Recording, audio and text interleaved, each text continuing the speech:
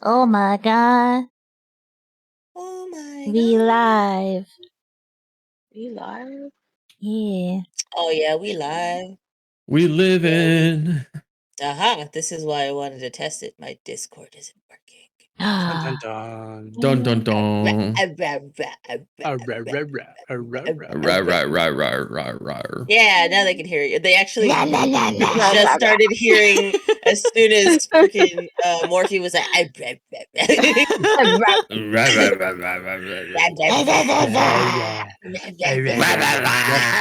Just keep screaming.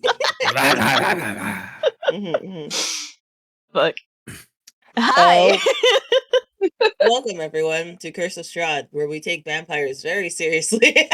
Halloween campaign. Yay. Halloween campaign. Yeah, we're gonna be doing this all week. The time All frame may change on certain days. I know for Halloween it's gonna change a little bit. Mhm. But that's due to some outside stuff that is not our business to tell. But we'll figure it out. We'll get all done. Anyway, welcome. I am the DM. Beck, the little vampire sock puppet you see before you. For JoJo's, you just see a cute little goblin lady. I would like my characters to introduce themselves. We'll start with Dr. Waco Pepeir. It's Waco. Pepeir. Waco? It's Waco. I thought it was Waco. Waco. like the It's town. Waco. Wacko like the character from Animaniacs. No, Waco like Like a my wacko like my doctor? first name. No, it's Dr. Waco Pepeir. Sure. Okay. Yeah. Anyway, tell us about yourself. Currently irritated because the god of this world doesn't know how to say my name. Isn't that a good thing? You No. can hear her too. Shut up.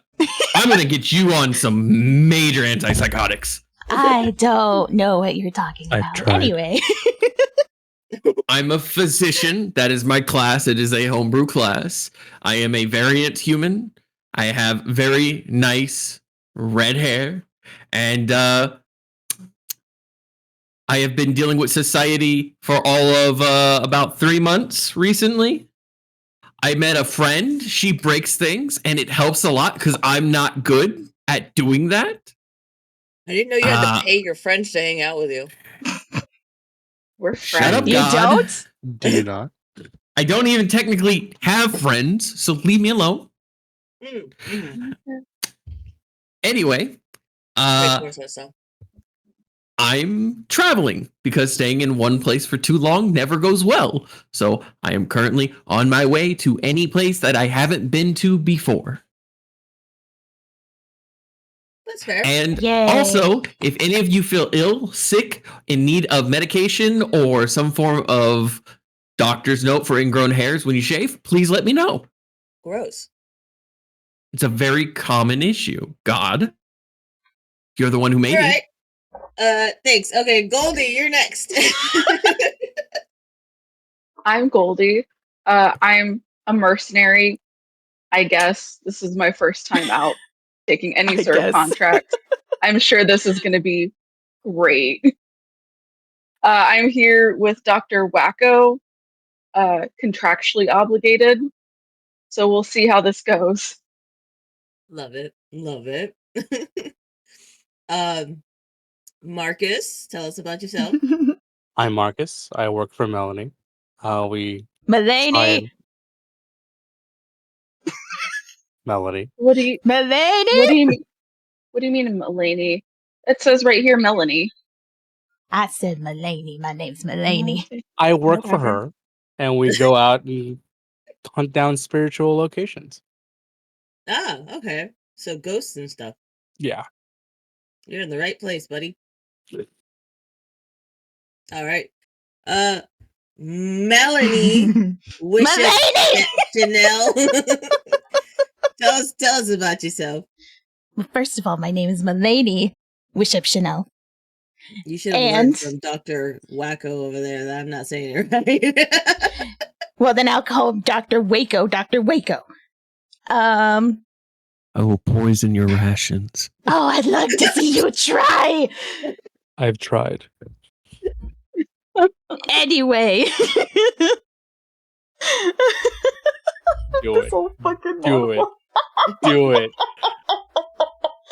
Okay, Melanie is gonna turn to like a different area.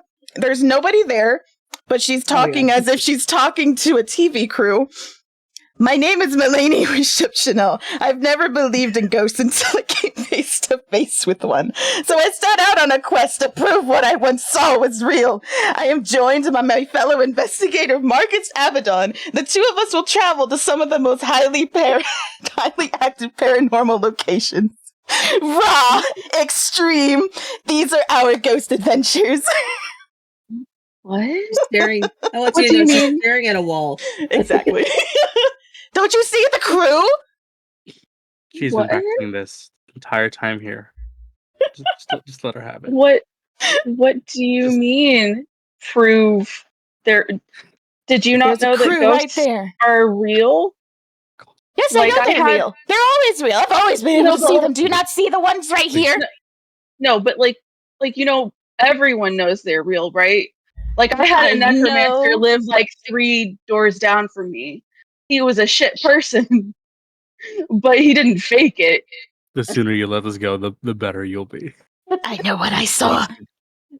Okay. I Dr. could just Wacko, be can like- we talk? Can we talk for a second? Yeah. Yeah, we can talk. Can we? Yeah. Just the two of us. Yeah. No, totally. Cool, doctor. Is she okay? Do we need to potentially help her out? I I'm a mean, I little see the crew. I don't know why you don't see it. Oh Oh. my god. Sure. See? There's a cameraman, 3 boom mics. I don't know why there's 3. There should only really be 2 if They are also- necessary. They're What? also just random fucking ghosts. What's a camera? What's a boom mic? Did somebody say boom? All right, I think that's a great introduction.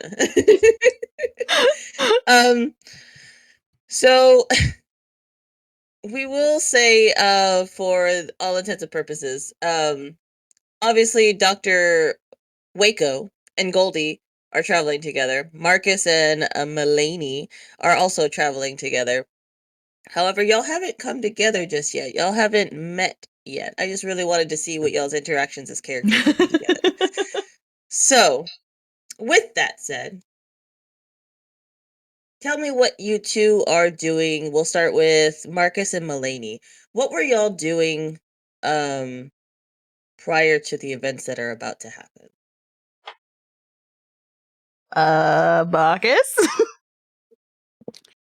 Yeah, we heard some mishappenings happening in a very far away town, and I decided to bring it up to my boss.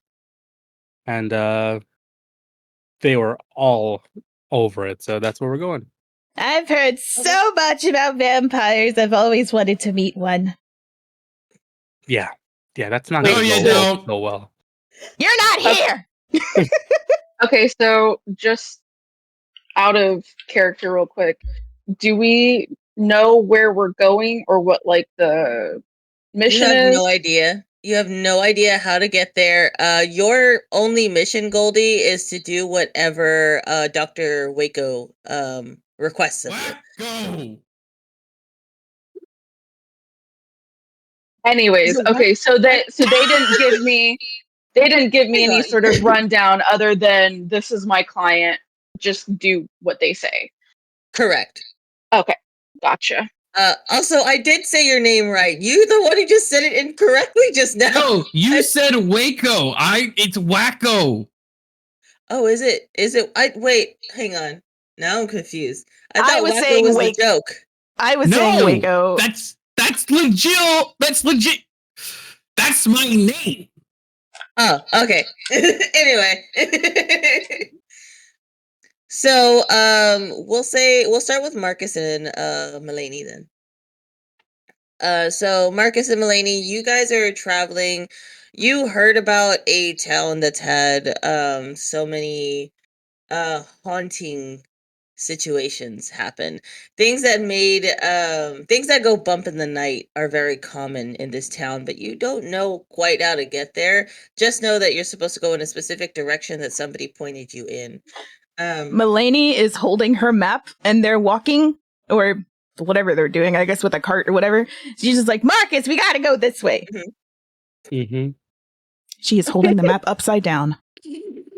He's just going. Right. Okay. Wait, I have a question. What's the lady's intelligence? Wait, where's my character sheet? Hold on. If my app would open, that would be If great. not our map, it's ambition. It is a 10. I'm very surprised hers is higher than Goldie's, but continue. I'm sorry. She kind of went a little crazy. Okay, it's fine. A little. Okay. Now I have to ask again. Are you sure we're going the right way? Oh, and she flips the map back right side up. Okay, now we go this way. I turn the cart around. All right. So as you turn the cart around, you notice this very deep rolling fog start to engulf the cart around you. Oh no, I've seen this before. And the road that you're walking on, this dirt road, is slowly turning into a gravel road. Even though you had just stepped this way maybe a few minutes ago, it's completely different. And now you can't see 5 feet in front of you. It is so dense with fog. Well, This looks like the right way. I I need both of you to roll a No, we're rolling already. check. Oh, what check? Perception. perception. Ooh, I got an 11 plus 4, 15. 18. Nice. Okay. So ahead of you, you see a silhouetted dark figure among the fog, and it's getting closer to you. Oh no, I've seen this movie before. I stop the cart. Just as you stop the cart, Dr. Waco and Goldie, where were you headed? Let's see. The nearest town is here. We're going the opposite direction. What is the farthest distance between here and the closest town? Let's see if we go ahead and triangulate that. We're going that way. He points off road. Yeah. As you point off road, Goldie's just kind of like, okay, yeah, for sure. Yeah. Follow whatever. So you both start walking off road. Dr. Waco, you are so engulfed in the map trying to get away from civilization that you don't really, or actually, what is your passive perception? Oh, my passive perception? Mm-hmm. That's For those who don't know, passive perception is 15. 10 plus what your perception modifier is. 15. So 14. So 15? You have a plus 5 on your... They're a doctor. Oh, I thought it was 10 plus wisdom. Is it 10 plus perception? It's supposed to be your perception. It might be wisdom. So you're good. Sorry. So yeah. Okay. Anyway, so you start noticing that while you're looking down at the map trying to get away from civilization, that the sounds of your footsteps go from walking on grass to the crunching of gravel.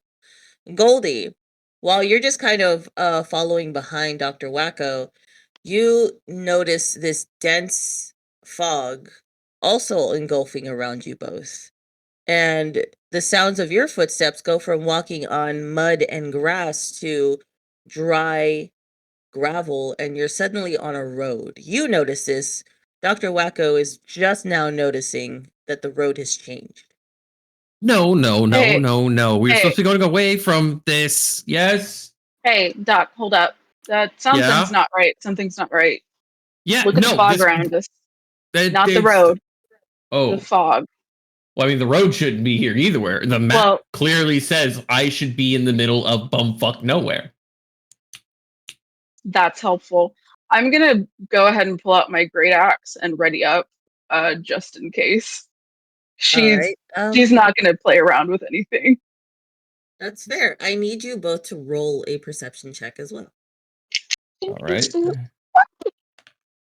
I forgot the 13, 14, the 15, bottom 16, comes off 17, of this, 18. not the top.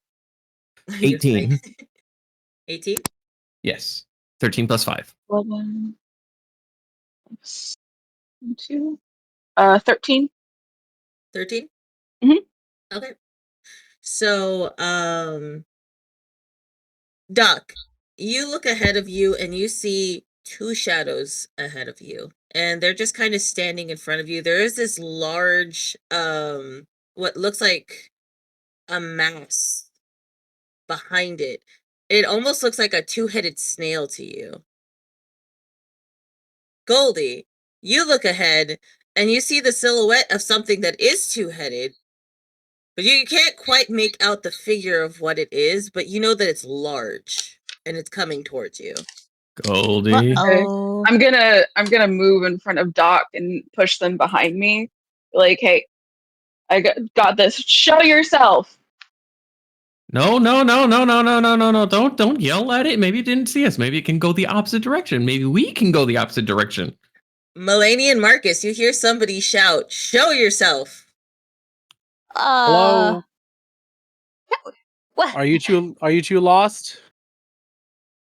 Who are you? No, we know exactly where we're going. We're just travelers. Yeah, because if we Do tell you them we're step lost, closer to each other, or do you just stay where you're standing? I guess, Marcus, I guess just take the cart closer to wherever you're hearing that. Just be very careful. Yes. Give me a sec. If it's okay, we're gonna move forward a little bit, okay? Okay. sure. He pulls out his knife and his scissors. He's going to inch the cart ever so slowly forward.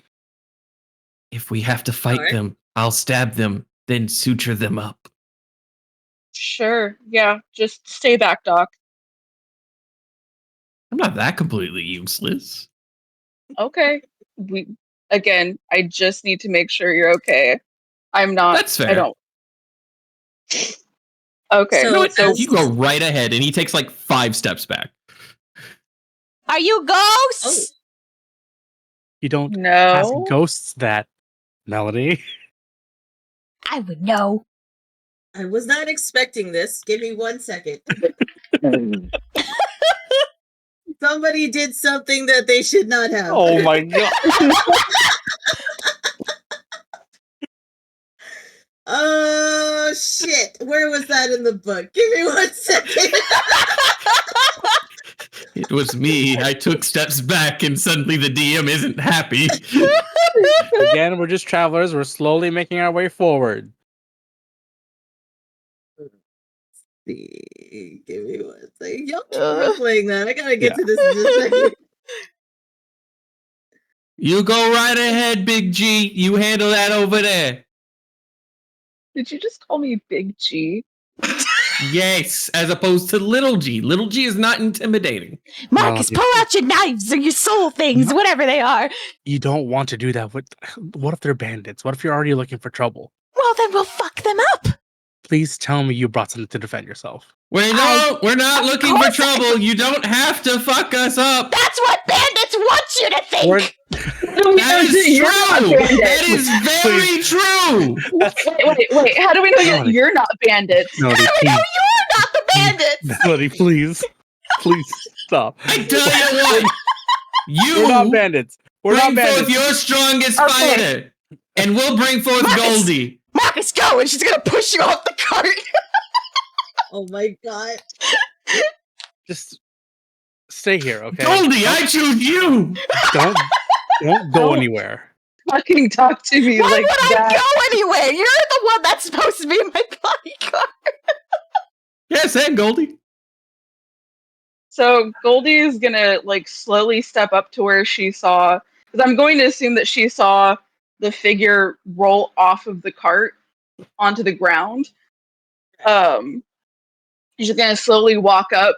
So you see, she's not particularly tall, but she's a big bitch, holding a great axe, slowly moving up to you. Marcus, you'll see a figure. Maybe like, or like, what? How tall is it? I don't know. Height. He's your character. I didn't put a height. That sucks. Like 5'8", like with his hands up Okay. above his head, like we're just travelers, we're not bandits, like she said. Get him, Don't listen to her. Marcus! Oh my god, Okay. you're going to kill us. So as this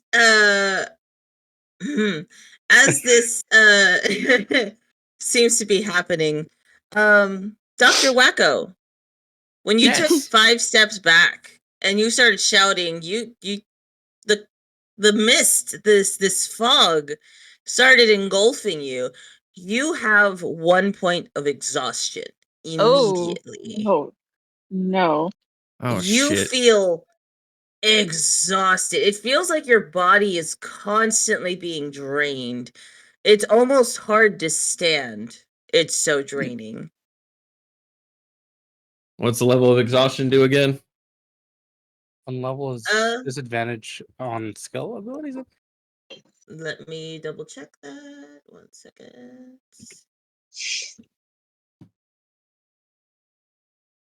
Also, I think we're all humans except for Goldie, right? Disadvantage on ability checks. Yeah, I'm correct. and correct. I am a half elf.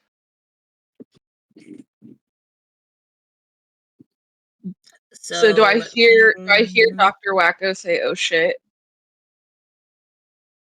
That's completely up to you. Because mean, what was your did passive you say- perception again? 12? Wait. What did you say? How do I calculate that again? 10 plus my perception? Yes. Yeah, 12. Okay. I do. So then, yes, you faintly hear him during the whole argument that you're having with Marcus and Melanie. Wait, Dr. Wacko? Are you okay? Yeah, I don't know. I feel like shit. Man, you ever run somewhere and then suddenly you just feel like you about to shat yourself because you ran too All the hard, but you time! don't want to shit yourself? That's great. I wasn't talking to you, but I appreciate the camaraderie. Are you all We're right over safe. there? We're safe. Get back over here to me. Okay, all right. Well, goddamn, I am not a pet, madame. I'm trying to keep you alive. I That is all I'm trying to appreciate do. that. So you're not Like- trying I'm to sorry. rob us. No. Only one lady gets to command me like we're that. not trying she to rob hates my you guts. either. If it's okay, we'd like to move forward a little bit more. Marcus may be a rogue, but he's my rogue. Oh my god. He's a Melanie, please rapscallion. move the cart forward. Okay. Doc just will gonna begin to approach, and as he does, you just watch as he pulls out like what used to be a vial, like obviously a health potion vial, but it's full of like water, and he's just drinking it. So, the second you step out of the fog and back onto this gravel road, among your new party members, you feel that exhaustion almost lift off of your shoulders. You're feeling a little bit better now. You still have that point of exhaustion right now, but if you want to make a Constitution saving throw real quick, I can tell you if you can get through that exhaustion point. So that's gonna be Constitution saving throw. That's gonna be 16, 17, 18 again. Yeah. You're still exhausted. Well. So, as Dr. Wacko is coming up, do we notice? How do you know my name? I'm talking out of character, my bad. But, my bad. Shit, now I lost my train of thought. As Dr. Wacko's coming out of the fog. Does Melanie notice, like, the fog kind of, like, engulfing him at all, or no? It's just fog. Okay. So, I assume that you're all traveling towards the same direction at this point, correct? Have we all met?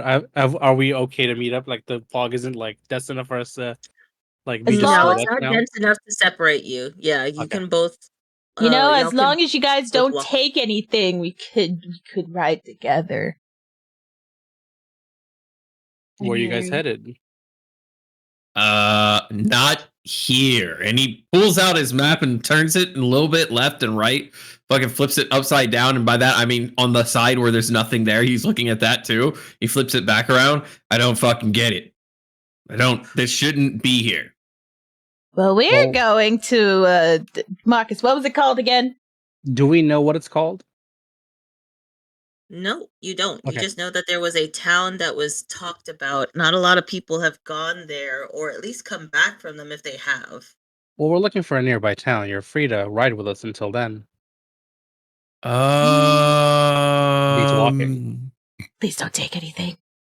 It's up to you, Doc. Just Yeah, here. you know what? I could use a nap. Don't take any of my stuff. I won't cleave your chest out with my Please. knife. We won't take any of your stuff. And he just kind of like smilingly like tips it up between Marcus and him, just like it's been freshly sharpened. Noted. Marcus has some Alright. of those too. Oh my god. Does he now? What kind? I don't Please know. They help. do soul things. Please hop on. Soul things? We'll have time to. Your kind of soul things or my kind of soul things or the soul things of other people? I don't know what you do. Let's just go, please.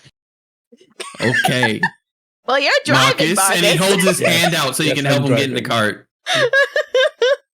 Hop on in. Okay, so Alright. we climbing up in the cart. Nobody's Okay, helped me in the cart. Fine. And he I crawls in. I helped you. I'm Said helping he helped everyone. you. No, it's fine. It's fine. They're a grown adult. So are you.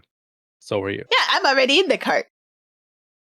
And you watch as Doc literally, if you have any barrels, he just kind of crawls behind where the barrels are, and you just hear snoring immediately as they begin to rest. So you'll be taking a short rest, which will help with your exhaustion. I will give that to you in this case since you rolled so high to try to fight with that constitution. So the short rest that you're going to get is maybe going to be an hour or two. Now that being said, that means Marcus, Melanie, and Goldie, y'all are all awake during the travels. You notice that it's an hour and a half, now going on 2 hours of going down this same exact road. It's still a gravel road, and the fog is still dense. It feels like you haven't moved very much, but you've been your horses have been walking the entire time. Fog is. This is a little questionable. Can I get a vibe check? Sure. Tell us what a vibe check is, Melanie. It is Elaine. Melanie. It's a D20 plus a D4, right? Mm-hmm. And tell us how a vibe check works. Okay, well, I got a 15. But vibe check is whenever if something feels off, your character does a vibe check, and it, depending on the vibes, you keep going. So yes, for any of the new viewers who are watching this for the first time, we do something called a vibe check. A vibe check is essentially like doing a perception and an insight check at the same time. It will give you insight on the area around you, but it'll also give you a perception of the things around you as well. However, it won't give you the same details that a perception or an insight check would. This is strictly going off the vibes that your character, only your character, is feeling. So if somebody rolls poorly, it may give them the wrong vibe. If somebody rolls great, it may give them the correct vibe. Now, I use the word may Might. because there have been possibilities where something is being deceitful and it can give you the wrong idea. So you can't always Mhm. go off of the vibe check. You have to use all your senses. So what did you get, Melanie? 15. 15 on the vibe check. This is rancid vibes. These vibes are awful. Also, Nice. sorry, pause. What did you say you rolled for that again? A How do you calculate D20. that? Yeah, D20 plus a D20 plus D4. D4. Plus So you roll D4. both of those and then add them Mhm. together. Okay, gotcha. And anyone can do a vibe check at any point. So If you wanted to do a vibe check too to see if they match up, that's another way of testing it out. I'm But going Melanie, to. you got rancid vibes. I'm gonna turn to the invisible crew. I don't like this at all. Who are you speaking to? Oh, just the crew. Just ignore them. Crew? Yeah, anyway, Marcus. Now that we're like past that 2-hour point, as she goes You to can the wake crew, up, yeah, Doc is right behind her and goes, she sees dead people. Okay. I Are wouldn't you a refer them as necromancer? dead. Necromancer, no. And Marcus? No, Oh, I'm you- talking to Melanie, asking because No, I know. I'm speaking in character. okay. Are you a necromancer? No. Oh, okay, sure. She's just gonna ignore it, not even worry about. Be like, okay, Can Marcus make a perception? Sure. Checking on the roads and everything. That is going to be a But yeah, she does turn to you next, Marcus. She's like, Marcus, this is really, really bad. 16. A 16 perception. Okay. With that 16 perception, you start to see the outline of a sign. And as you get closer to it, it feels like it takes forever to get to this sign for it to finally clear up from the fog. It says Barovia. Well, there's a nearby town. Took a while. What's it called? Called Barovia. Huh. Roll Uh, a make history a- check, I was- Dr. Waco. I was about to ask if I Yeah. could also. Yeah, go for it. Bloop. All right. That is a 16 plus 2, 18. Okay. That's my third 18. That is a 17 plus 1. 17 plus 1. Okay. So we have two 18s then, right? Yeah. Barovia is according to a lot of folklore, there is a man who controls this town. He's thought of much like a tyrant. People fear him when they come to this town. But you have known that nobody really comes in or out of the town. Not people that go in. Like, people going in perfectly healthy will come out ill and unwell or dying days later. It's almost as if Barovia in itself is a plague. Hmm. I think I found heaven. Why do you say that? People go in healthy, completely fine. Peak bodybuilders, health nuts, dietitians. And they come out looking like ghouls and goose. Like they shat for 6 Ghouls weeks and forgot to drink goose? water. That sounds like where we're heading. So Everyone why- take their Goldie, what's your vitamins. thoughts? Huh? so why would that be heaven? Doesn't sound like a great place. I'm a doctor. I understood you. Physician. Thank you. Okay. I guess if you looking to make money. You never cure, always deal with the side effects. Makes sense, I guess. That's what the school taught me. That's why I left. I'm going to cure everything. I thought you just said you couldn't cure things. Marcus. No. smoking as he The puts school cart taught me to forward. not cure things. I taught them that arson is a quantifiable reason not to fuck with me. That makes sense. While you're having this conversation, Marcus is moving the cart forward. Moving along the gravel road leads to a village, Barovia. Its tall houses, dark as tombstones. Nestled among these solemn dwellings are a handful of closed-up shops. Even the tavern is shut tight. A soft whimpering draws your eye towards a pair of children standing in the middle of an otherwise lifeless street. Before you is two children. One looking around 10 years old, a young lady, and the other around 7 years old. They're holding a stuffed doll. They're clutching it almost as if it's their favorite doll. And they're crying into their sister's arms, and the sister is trying to calm down their little brother. What do you do? Is the fog still present and really The thick? fog is still present, but it doesn't seem to be around these children or yourselves.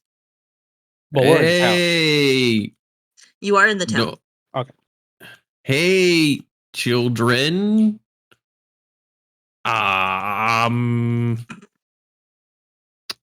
Why you leaking from eyes? I mean, crying. You, Are you haven't- alright? you haven't done this before, have you? I There's prefer a my monster in patience. our house. A monster. There's a Marcus! monster in our house and it won't leave. What does it look like? It's just a monster. I don't know what it looks like. It just Okay. It's okay, It's little What one. scary. what did It's it okay. do? Hey, hold up. it just keeps making these terrible howls anytime we go in the house, and we're scared to go in. Okay. What do these kids look like again? You said they were what? So one of them is a young girl. They're about 10 years old. They look like they're the oldest. She has short black hair. She has pointed ears, kind of like an elf.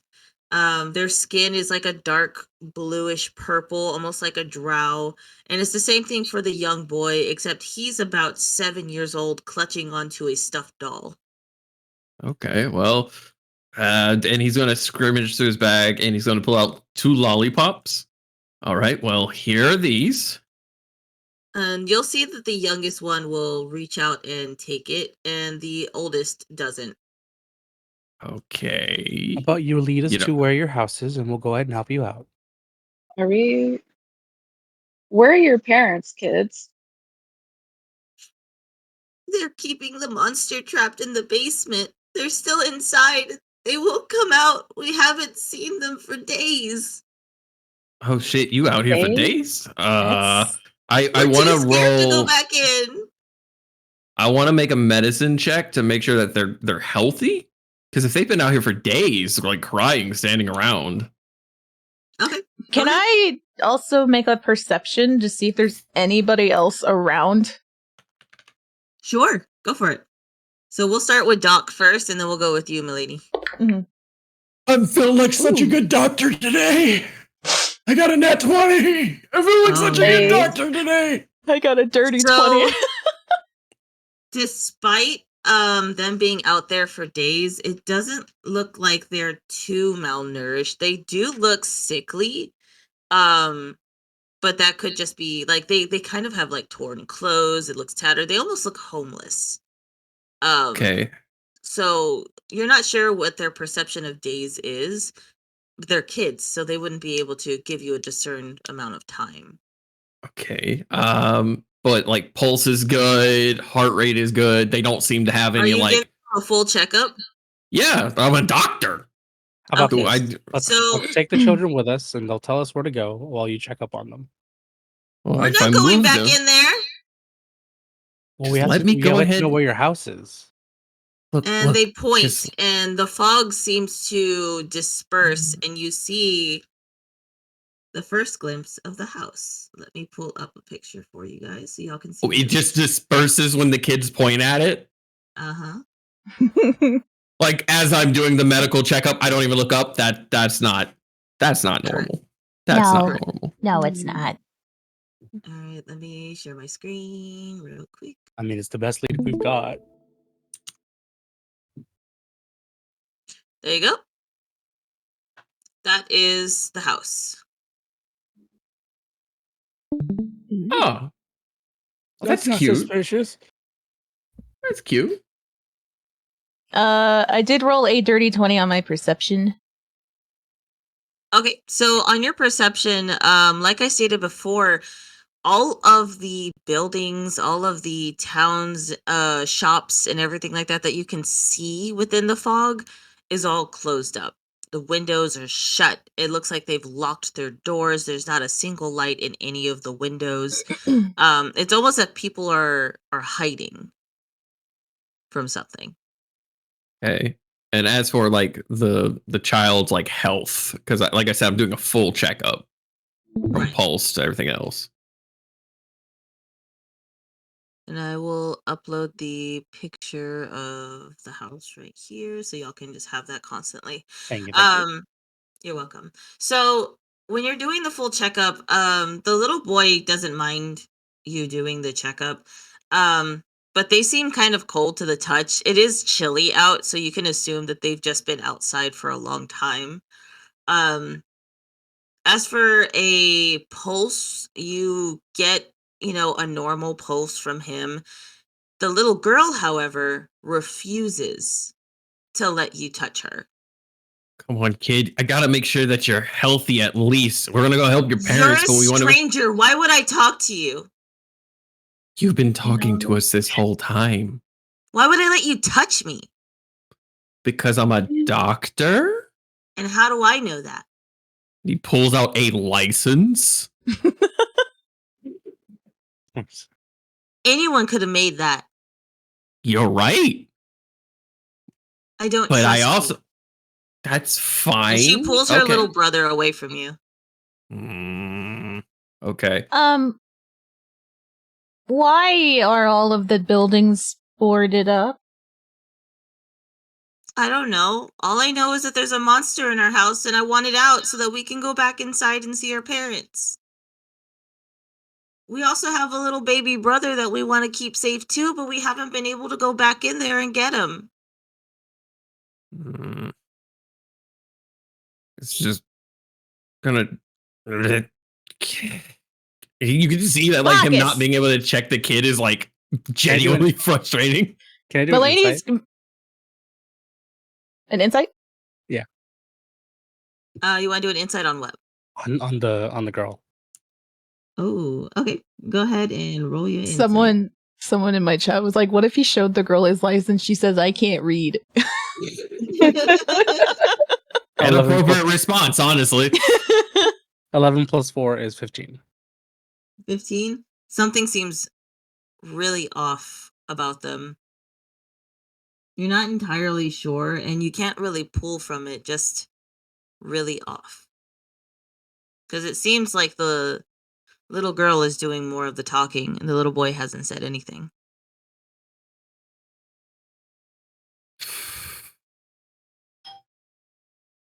I'm gonna look at Marcus? all of you. I'm gonna look at all of you just without saying anything. Just Marcus, you're doing that thing again.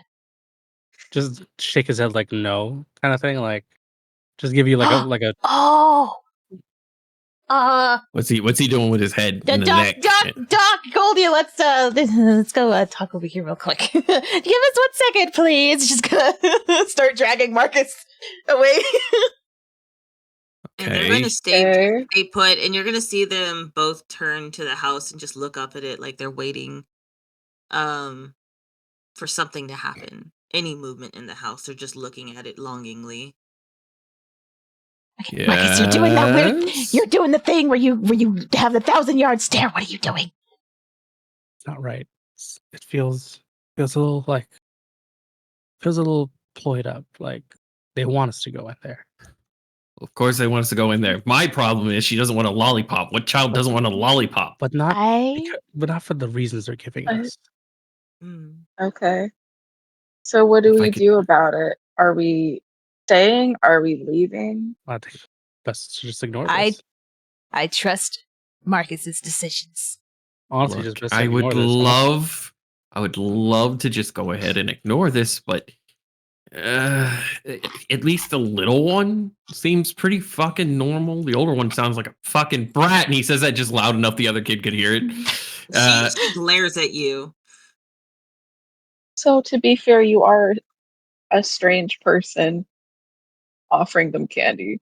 It's a little weird. So is every doctor ever. I'm also a strange person.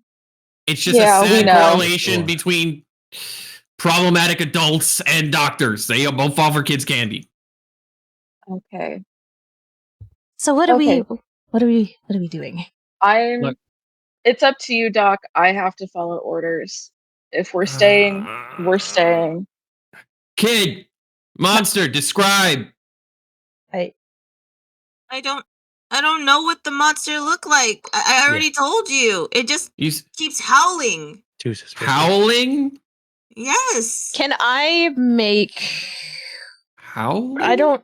Would it be a history check to see if I know what she might be talking about? If you've encountered this kind of creature before? I guess. Yeah, absolutely. Go ahead. 17 plus 2. 19? A 19? Yes. Okay. So this sounds like there have been many ways to describe ghosts. This sounds like a description of a ghost. Hmm. I mean, Or some ghost variant. Thank you so much for the follow, by the way. Thanks. Okay. I mean, Marcus, this could be the lead that we were given. That's the other point I wanted to bring up. Doc, I don't mind helping the kids. Honestly, me and Melanie here, this is what we're here Melanie. for. My big This is what issue we're is here the for. howling sound that the kids hearing. It's just it gets a little close to home. It What do you could say? it could be a ghost trying to get out. I've experienced that a lot. It's a ghost. I would pray it's a ghost, because if it's not a ghost, then it's the other thing. And I don't want it to be the other What do thing, you think because it I only is? have one silver coin left. What do you think it is? Calling could mean a wolf. A wolf may have strayed in there. Well, I mean, a wolf variant, we'll say. You talking about werewolves? No, just wolves. No, she's right. She's right. I'm very worried about the werewolf thing. Look, again, I don't mind helping them, but I think we can also pass through this. Kid, Why tall don't one, we always let- talking.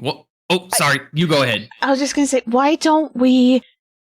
I mean, they said they've been out here for a couple days, right? I mean, I'm sure they'll be fine for a little bit longer if we go try and find a tavern first, get more info.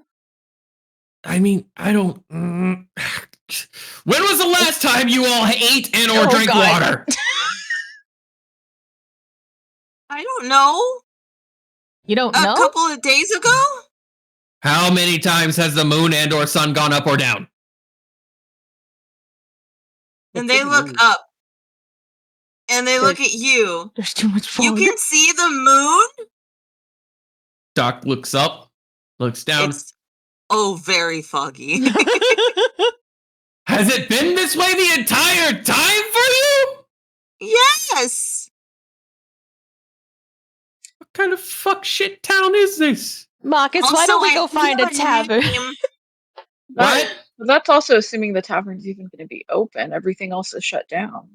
Well, I'd rather take the risk of a closed tavern than a suspicious house. Look, my vote is go in. I don't want to. You see him playing with that silver coin, like flipping it across his fingers really quickly.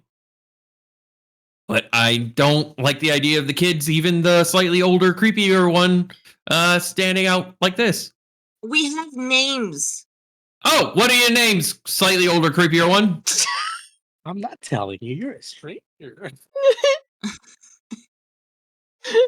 My name is Rose, and this is my little brother, Thorn. Wait, your parents named you Rose and Thorn. That's just our nicknames, you asshole. Okay, well, what are your names? Rosavalda and Thornbolt. That's even more specific. You asked them for their names. They're giving you their names. I appreciate your honesty. Why don't you want the lollipop? This is what I it's don't about, isn't take it? candy from strangers. Smart kid. All right, I can vibe with that. I say we go help their parents. Marcus, what do you think? Look, this is what we're here for, right? I mean, I don't know which part we're here for. We just heard that there were. Well, Not yes, the child but part. Yeah, you can't bring your whole crew out here. Look at them, hovering, boom boxes and lighting equipment. You're gonna just leave them there, not give them. Not even gonna give them what they come here for, what they're haunting you for. You're not gonna give little Jimmy what he needs, and he wraps his arm around what he thinks is gonna be like a ghost named Jimmy, but he doesn't know. Is your name Jimmy? It's an older man ghost. What's your name, older man ghost?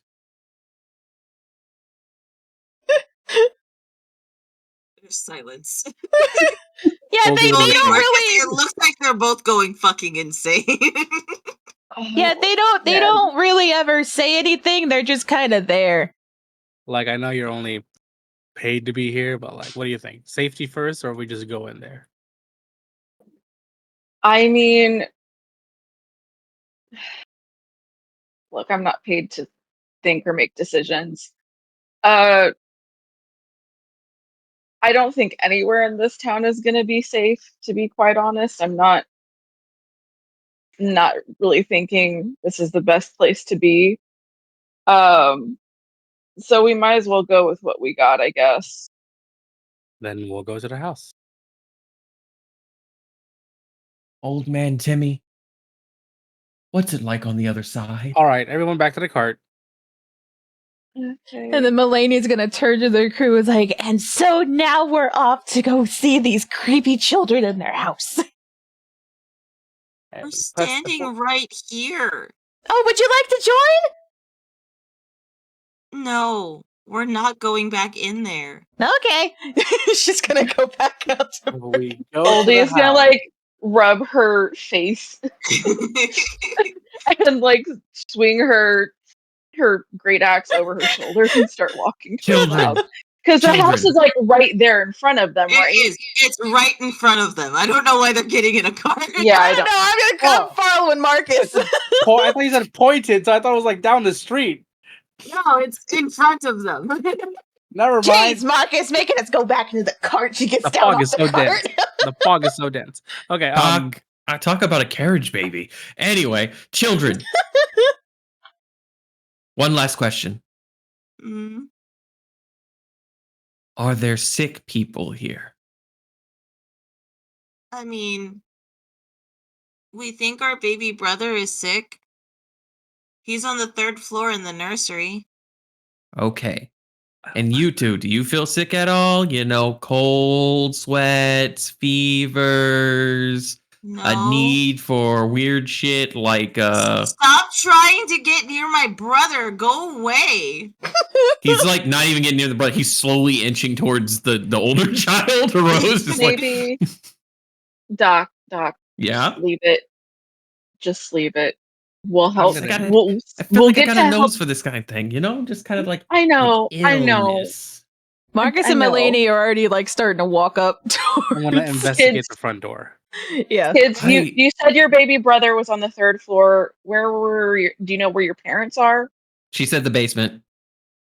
Okay, because she said they locked the ghost in the basement. I didn't know if she meant that they were in the basement with it. The last that we saw, they were keeping the monster trapped in the basement. Okay. Okay. So we Rose? should probably head towards the basement then. If you find them, their names are Gustav and Elizabeth Durst. Durst. What did you say your names were again? And Rose and Thorn Durst.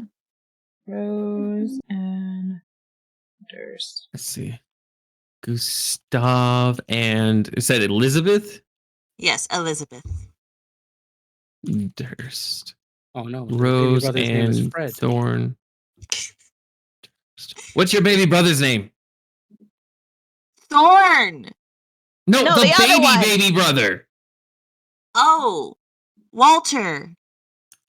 That breaks the entirety. I was expecting like Petal or like. That's an Like awful Root? baby name. Sorry, it was It's a Gustav and what- beautiful baby name. What was the mom's name? Elizabeth. Elizabeth. Also, you guys just chill here. All right. What? Anything happens, don't go in. If anything happens, Marcus is gonna take care of it. Thanks. I'm glad you have such confidence in me. That's what I hired you for. So, Marcus, you said that you were going to be inspecting the front door. Yeah, essentially, right? Yeah, just All right. check for anything suspicious. So, walking up to the house,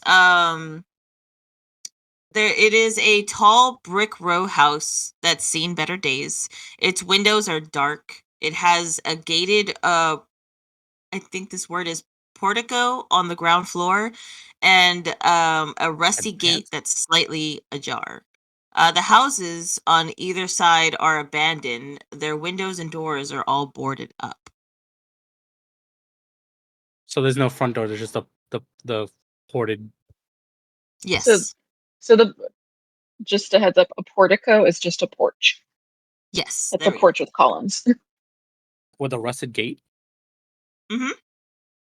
And you said the front door in the portico is ajar, or was that the gate? The Okay. gate is ajar. All right, Jojo, you Okay. can start taking tallies. This is my first bathroom break. Well, I mean, you beat 2 an o'clock, hour, so yeah, you're fine. yeah. All right, we'll take 5 so that everyone can use their bathroom breaks and relax for a second before we go into the house. So old Timmy. So we'll be How's your right boss? back, everyone. Oh my god. We're going to BRB. Does she seem like a good person or a bad person? How would you rate yourself 1 to 5 stars on employment? While we're on BRB, they're just like in T-pose position. I see. I completely understand. He taps one of like old little Timmy on the shoulder as he T-poses. I started, so I had my headphones on still. I did not go to BRB. I started panic peeing so I can come back here and go to BRB real quick still. Oh my god. Okay, now we'll BRB. Oh my god. Panic pee. I forced that shit out. I was like, hold on, wait a minute. Why? Okay, we'll be right Jesus, back. you could hear it like a fire hose. Just old little Timmy. You ever contemplate what it's like to be dead and then still wonder what it would be like to be alive at the same time? Like, I know that you're dead. I know people wonder what it's like to be dead, but like when you're dead, do you ever wonder what it would be like to be alive again? You know, Melanie. Also, for Good. I was just gonna say for chat, the quote unquote crew that Melanie sees, they're just ghosts that are there. They don't fucking do anything. They don't talk. They They don't just literally just floating NPCs yeah. with no interactions. Instead of unseen servant, it's unseen camera crew. Yeah. Correct. And fun, Right. and, Exactly. And fun fact, Doc can see them. Mm-hmm. Like that is a thing. Fucking insane. You know, I'm Melanie, glad I'm not the only one that can see them. What, Marcus? I thought you were the only one in this world to have ever been this crazy. I I'm glad know. there's I 2 of you told now. you I would prove what I saw was Sometimes. real. Marcus, sometimes the insanity is denying what is lying right before you. And he points to like a spinning T-posing ghost that you can't see. Yes, I'm You the crazy understand? one. Thank you. I'm glad you recognize that's that and we can work Bernice. on it. What I can do is I can get you on some antipsychotics if you would like. No, thank you. I will gladly decline. Oh, he thinks he's healthy. You're not. Just wait till you see what he can do with his knives. Gertrude, that's not until level 3. Oh, sorry. We I haven't believe in survived you. We haven't survived that long yet. I believe in you. Thank you. We just started. I forgot. Level 1. Level 1. Level 1. Level 1. Out of curiosity, what is everyone's like HP looking like? 10. Oh, not big enough. Not big And enough. we got a light. I'm a Marcus, what was bard. yours? Marcus is 8. Eh. How is yours less than mine? I think Goldie actually might have the highest health. Yes. Being a barbarian. Mm. Because I've got 10. Same. One day I'll cure you, old little Timmy. You'll be You're alive still again. talking to him? Yeah, He deserves a good, Like, stop decent distracting my conversation. crew. You're distracting them! You don't even give him that much attention, Melanie. Yes, I Look, do! if someone like me and they put their hand on their hip and just start like semi like hip shaking can distract your crew so easily, then they're not professionals. Why did I come back to screeching? Oh my god. It's okay. I'm so sorry. Dr. Dr. Wacko's being Wacko and weird. Melanie are being fucking weird. What else is new? Exactly. I got tea and water and snacks. Ooh. Hell yeah. Ooh, that We sounds went back to nice. live because we were having dialogue and it was funny. Oh. I'm gonna go back to life. But take your time. Yeah, take your time to relax and everything. Yeah, Do I what stretched must out be my done. neck and stuff. Do Right. you stretches drink your water? I've been drinking my Hydrate or water. die straight. I have lots of water. What? Doing some Pilates. I have Hawaiian punch. Hey, yo. Pop that pussy. That's later. I wonder if we have any Hawaiian punch left over from the party. We had Hawaiian punch at the party? Oh no, we had high C, didn't we? Yes. Oh, yeah, we Whatever did. the I douche was box was. about to be sad. I was like, yo, we had Hawaiian punch and y'all didn't tell me? I didn't drink any of it, so I don't remember very well. I was I drinking I know everything else. I know I mixed some of the high C, but anyway. All right. So I take it that y'all are going through the entrance right now. Was there anything you wanted to do outside the house? I'm going before to you went? investigate the entrance. Yeah, for any Marcus was suspicions. investigating. Okay. So, the iron gate has rusted hinges. Whenever you go through the gates up to the door, you hear a loud creaking sound. It's almost like a shriek whenever the gate is opened. There's oil lamps hanging from the portico ceiling by chains, flanking a set of oaken doors that open into a grand foyer. So the door is open. As we're standing there, I would like to cast False Life on myself. Explain to me what false life does. Bolstering yourself with necromantic something. You gain 1d4 plus 4 temporary hit points for the duration. Okay, that's fine. So I'm you going- are a necromancer. No. But you just I'm going to light a hood and lantern because I don't know how dark it is in there. So. Okay. And 3 plus 4, so 7. slowly I have open the 17 door, but not HP go now. inside yet. Okay, so opening the door, you see the entrance to the foyer. What do I add? Oh, there we go. 10 HP. Is there anything in the room immediately when we look through the door? Nothing that you can see right away. You can barely see anything at all because it is fairly dark. There's not much lit up around the area. There's no fireplace I that's got- lighting up or anything like that. I got dark vision though. I was like, shit, we're all humans except for Goldie. Goldie's the only one that can see without a lamp. So, Goldie, looking in, you do see on the south wall of the foyer is a shield emblazoned with a coat of arms. And the Okay. style is a golden windmill on a red field. But that's all that you can see right now. Can There's I nothing- make... There's nothing That's else just in the because room. You haven't gone in the room yet. You're just standing at the Mhm. door. That's why. Okay. Can I see...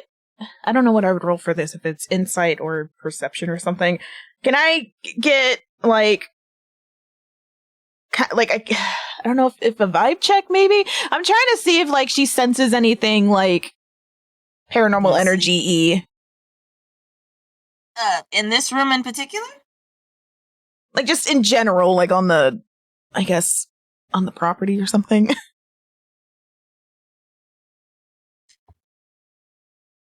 I won't let you do the whole property because that's a little OP. Okay. That's So what I was like, you'll I don't have to know, I do guess room by room. either the room or the... Also, like, walking through the door, who is leading? Because We there's haven't 4 of gotten us. we haven't gotten in the Nobody's door gone yet. through the door, so everyone's Okay, just it's standing there open. scared. Marcus is guess cautious. The door Melanie- is open. I guess Melanie will kind of not entirely go through the door, but at least like kind of poke her head in and just kind of Please do exercise whatever caution. sense. Yeah. Try and sense out the area. Okay, so you step into the first room and you do. I'm assuming you're doing a vibe check. Would it be a vibe check? I mean, are you trying to pull insight? Are you trying to pull perception? What are you trying to do? You have to tell me. That's what I was like. I don't know how you would roll for that. Like trying to get a sense of like, How would Melanie do it? I guess insight. Okay, so roll insight. Okay. It's like, I don't know, man. Oh, that's not gonna get me shit. I got a 9. You step inside and you're like, I sense nothing. I'm gonna This step house in. is clean. I'm gonna step in after her. I'm gonna do kind of like a sweep of the room with my great axe at the ready. Is there anything that I see other than the shield that might catch my attention? Flanked by a frame of portraits. This is next to the shield. There's a framed portrait of stony-faced aristocrats, long dead members of the Durst family, would you presume. There is also a mahogany-framed double door leading from the foyer to the main hall, and they're set with panes of stained glass. Okay. So nothing in the room. It's just a regular foyer, basically. Correct. Yeah. I'm just gonna stay readied up and kind of move in front of Melanie, in case anything comes at us through the doors. Sorry, I zoned out for like 2 seconds. Can you repeat the description that you just gave? Yeah. So there's framed portraits of stony-faced aristocrats, long dead members of the Durst family, or at least that's what you presume. Mahogany framed double doors leading from the foyer to the main hall are set with panes of stained glass. So it's a double doors. Okay. And past the remember, foyer. this is what Goldie is seeing because she has dark vision. Yeah. Oh, okay. So I'm gonna move in front of Melanie, be like, looks like the room is clear. I don't see anything.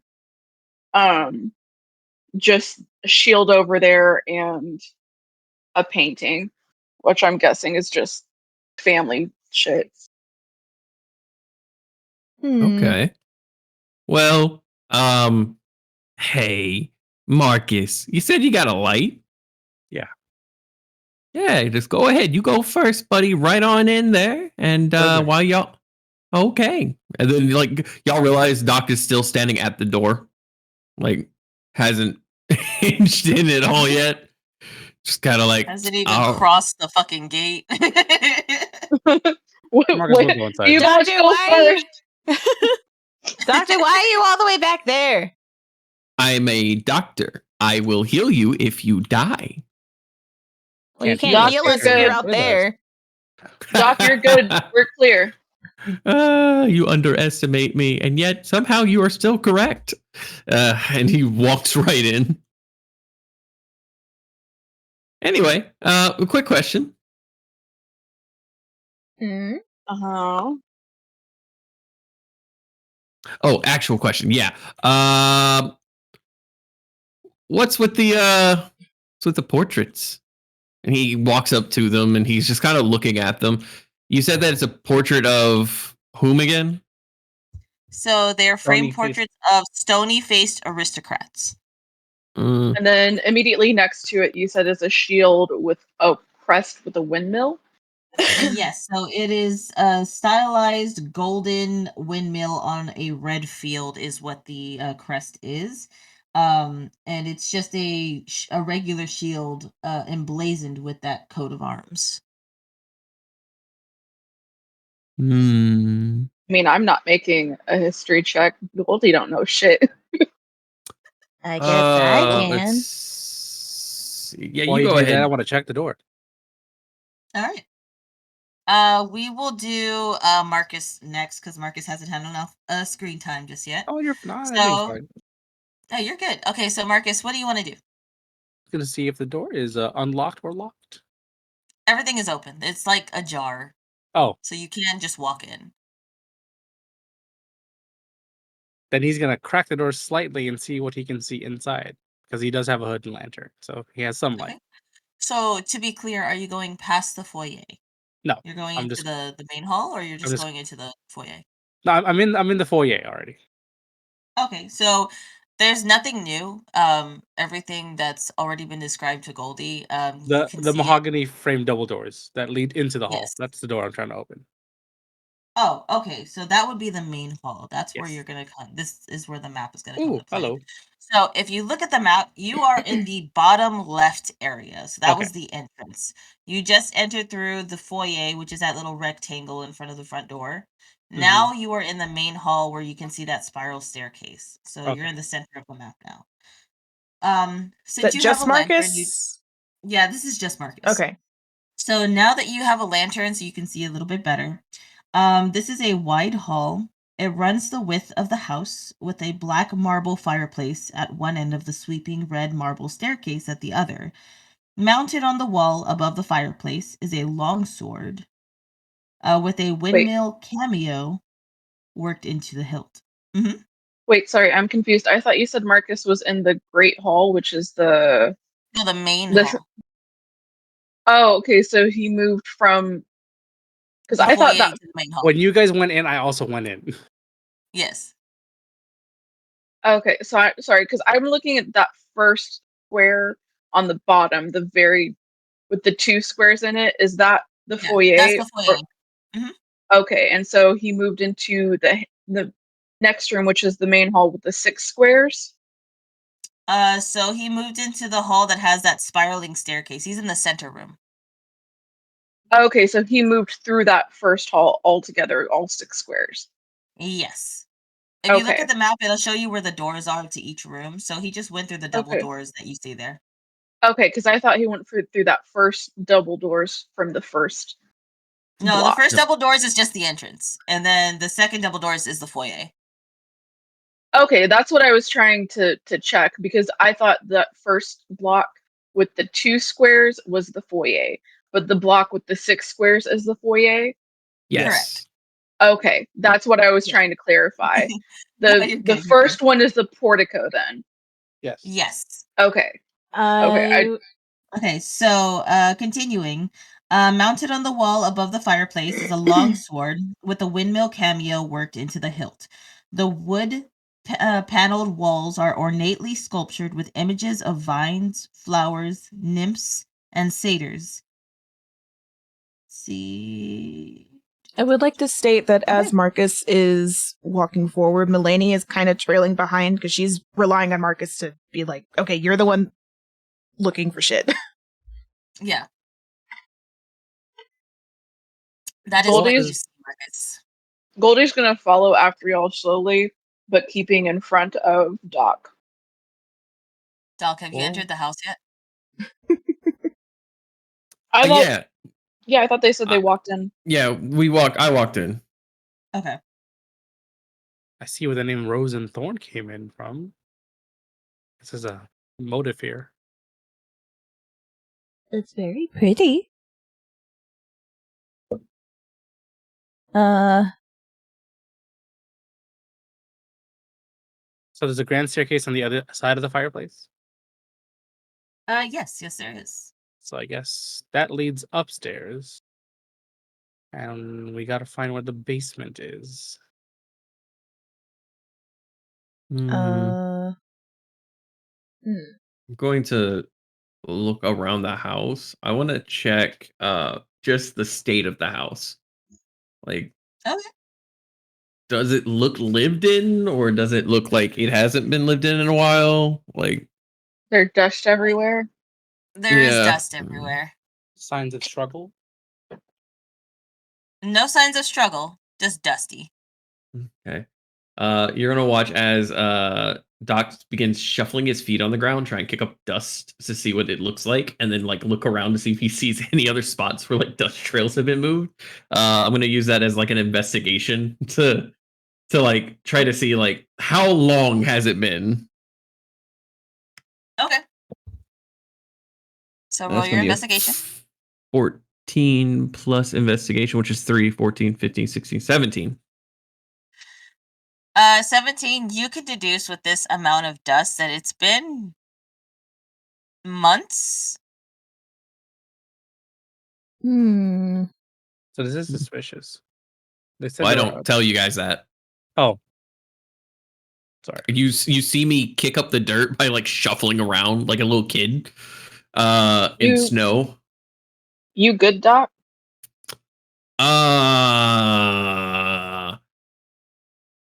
Rose is a lying bitch. Why do you say that?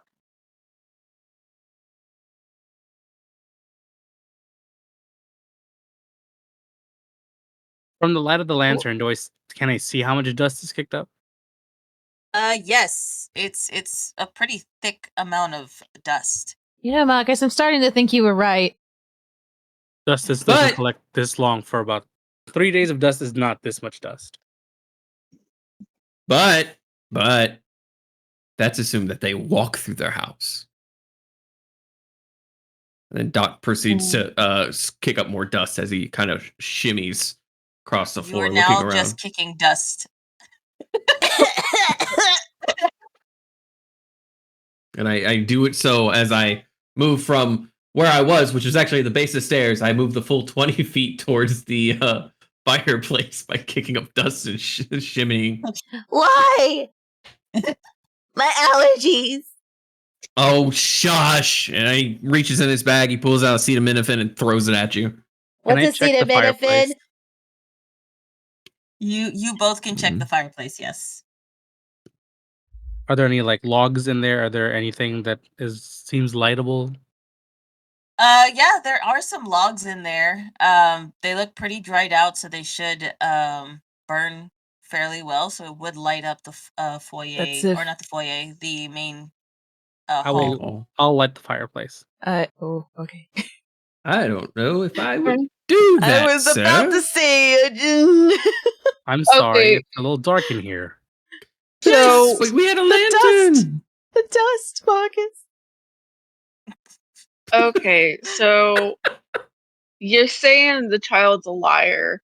So what do we do with that information? Where do we go from here? Are we going with what they told us? Are we leaving? No, I still want to check on the baby at least. They said the baby could be sick, which could just be them trying to fish me into trouble, but I'm a glutton for punishment if nothing else. And he just smiles. Okay. You don't say. So that means we go upstairs instead of trying to find a basement. Oh, we also want to clear this floor first. We don't know if there's anyone else here or anything else going on, you know? Maybe there's someone in here who isn't a lying, conniving, fucking 13-year-old brat. Okay. I'm So sorry, then we'll- that felt personal because it was. A little bit. And we make a sweep of the floor. So looking around, I'm assuming that I can see this. Looks like there's 4 different doors to the right of the stairs. Yes. So as you can see, there's one that leads to a smaller room. There's another that looks like it leads to a dining room. There's 2 that lead to the dining room, and then one that leads to what looks like the kitchen. And then, Okay. of course, there is also another one that looks like a den. Are all of these doors closed? Yes, they are. Okay. Can Go ahead. I was just gonna say, can I just kind of look around like the area to see if there's, I don't know, anything that might look like a key to a basement or like something that would look, I don't know, important. Be specific. What exactly are you trying to find? I don't know. I guess like anything that could lead us to the basement. I'll tell you what. Since this is the first module campaign that you've done, I'm gonna give you a little bit of a hint since this is just the first session. You're going to want to use your perception and your senses a lot. So for this one, let's say since you're looking around, you're looking for like a key or something or any indications of something hidden. Is that correct? Yeah. Okay. Make sure you word it sort of like that, and I will work with you on it. That's all I'm Okay. gonna say. So roll perception for me. That is 18 plus 4. So Nice. 22. All right. So as you're searching the walls for any keys or anything like that, you do see a paneling. So the paneling has you see serpents and skulls inconspicuously woven into the wall design. The decorative panel follows the staircase as it circles upward to the second floor.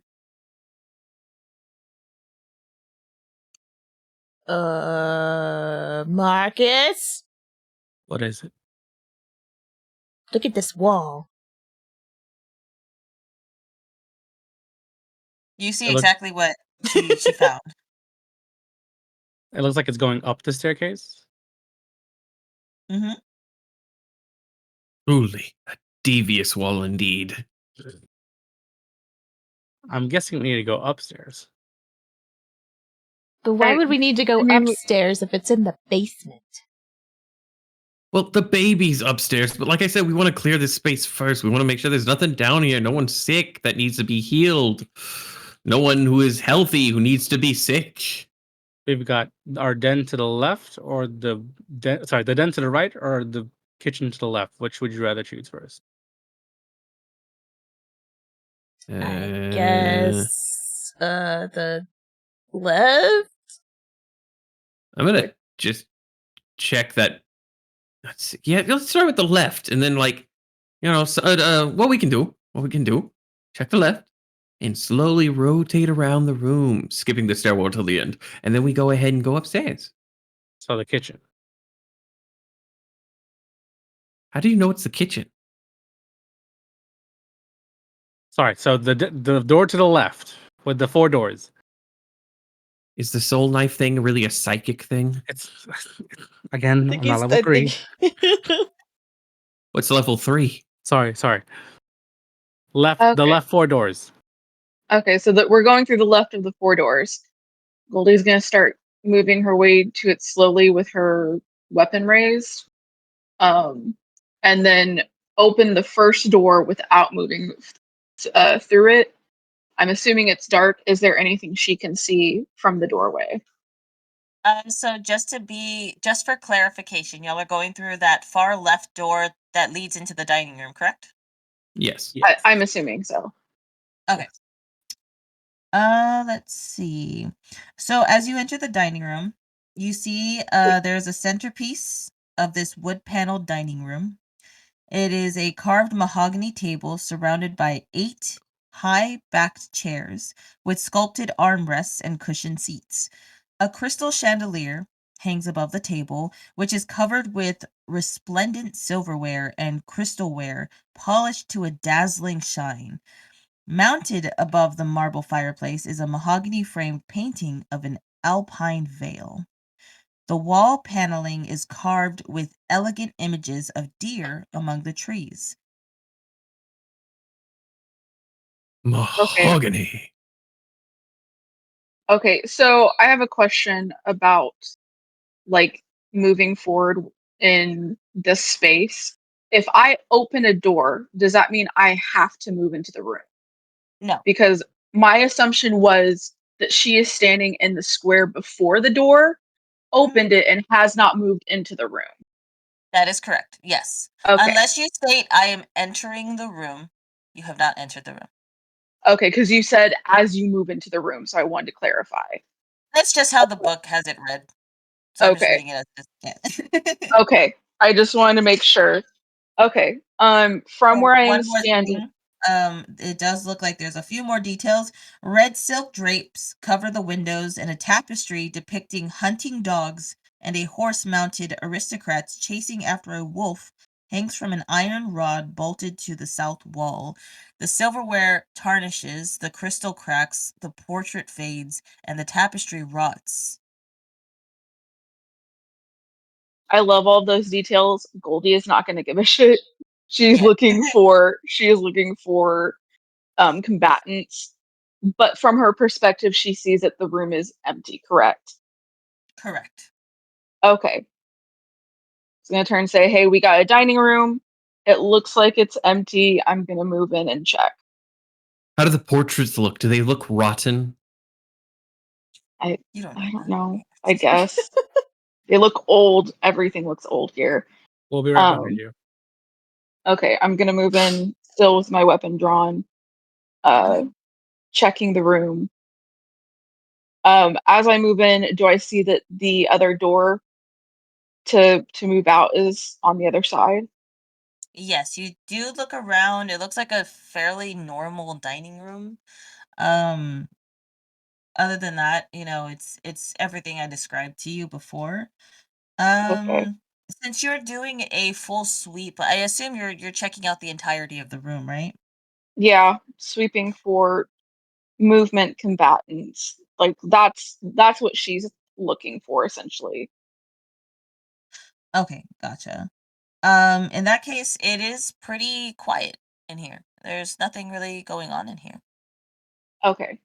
I'm gonna move to open the other door just to make sure that that I what I think is going back into the main room is Okay. in fact going back into that main room. Does anyone else want to do anything in the dining room before y'all leave this room? I'm gonna check Um, if it's You can No. always also come back. dusty. You want to check for what? I'm gonna check if it's also dusty. Yes, it is. It is also dusty. For you, you see the chandelier is pristine. Just as I described it before, it is clean. It doesn't look like it's dusty at all. It looks nice. I guess Melanie will just kind of look around the room also, and then like look at the dining table and see what's on there. Okay. Again, looking at the dining room table, it is a mahogany table. It's pretty solid wood. It's dusty. It doesn't look like it's been disturbed for quite some time.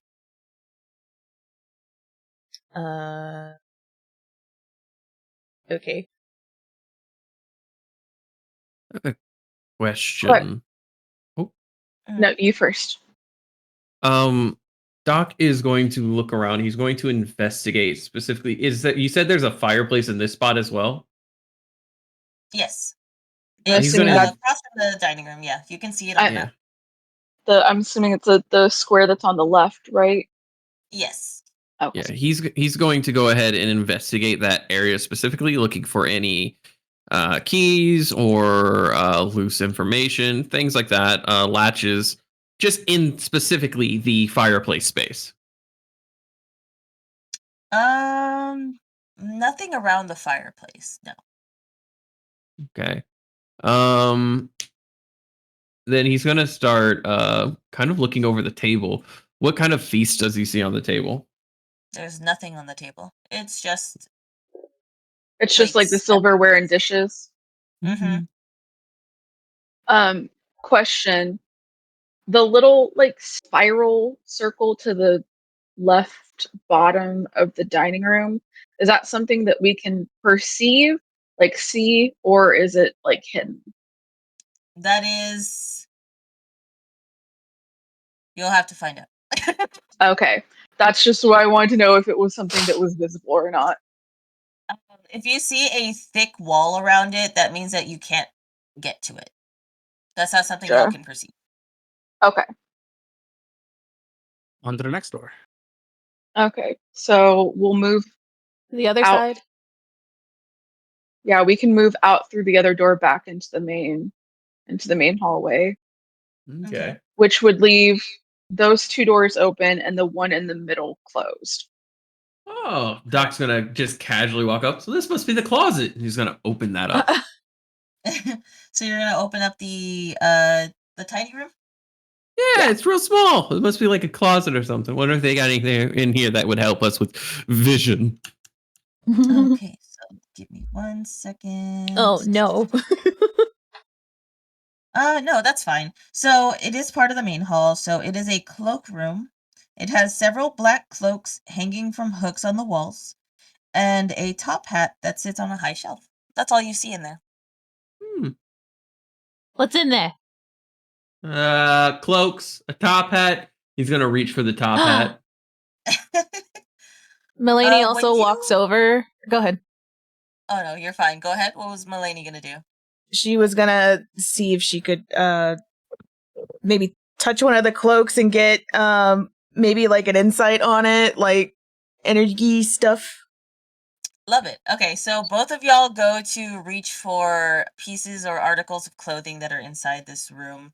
And the second you touch the top hat, Doc, it goes from being this pristine, beautiful top hat to ripped and old and worn and almost almost as if somebody had thrown it into the trash years or decades ago. And then it's the same thing for the cloak. Whenever Melanie goes to touch one of the cloaks to get an insight on it, it just basically deteriorates in your hand as if it's old. And it just does not keep its shape anymore. Can I cast Identify Sure. to see? I don't know, like, I guess cast Identify to see if, like, she can sense if there's, like, something, like, after seeing that, to see if, like, there's more, I guess, similar thing. I don't know how to word this. So explain to me what Identify does. You choose one object that you must touch throughout the casting of the spell. If it is a magic item or some other magic-imbued object, you learn its properties and how to use them, whether it requires attunement to use, and how many charges it has, if any. Oh, maybe not. Okay. You learn whether any spells are affecting the item and what they are. If the item was created by a spell, you learn which spell it was created. Or which spell created it. If you instead touch a creature throughout the casting, you learn what spells, if any, are currently affecting it. Okay. So you want to use that spell on the Tarnished Cloak? Yeah. Okay. Do you have to roll anything for it, or is it just something that you do? It's just a touch spell. I just do it, I guess. Okay. So you touch the cloak, and it is an illusion spell. I don't like that. What's going on, Melanie? She's gonna show the cloak to Marcus. What does this look like to you? Does it look clean? Looks old. Well, does it? After Melanie? Yes. Okay. Okay. Oh, wait. I got you. Hold on. Hold the lantern up to the closet. I hold the lantern up to the closet. We gathered you here today to show you these wonderful cloaks. We're going to go ahead and sell them, but just for 3 prices of $19.95, you can go ahead and get this wonderful cloak. But wait, there's more. If I touch it, and I pull it forward, And it disintegrates. then you realize that it is not, in fact, a beautiful cloak, but instead a rag that someone shat in probably when they were 3 years old. And he goes ahead and hangs it back up. It falls off of the hanger. It's all lies. I think this house has illusion spells everywhere. What looks pristine is just all. He leans into. Can Melanie go back to where she saw the portraits? Sure. Wait, where was that again? Was that in the foyer? In the foyer? That was in the Yeah. foyer. She's gonna go back into the foyer and touch one of the portraits. Okay. When you touch one of the portraits, nothing happens. It's just still pretty dusty. It doesn't look like this one's deteriorating or anything like that.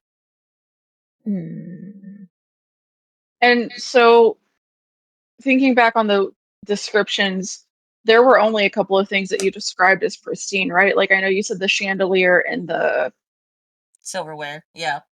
and the And the silverware. Mhm. Yeah. But everything else is dusty, cracked. Correct. And Goldie, Mm-hmm. I'm gonna go touch the silverware. Oh, And Doc's no. gonna immediately. Is that a good idea?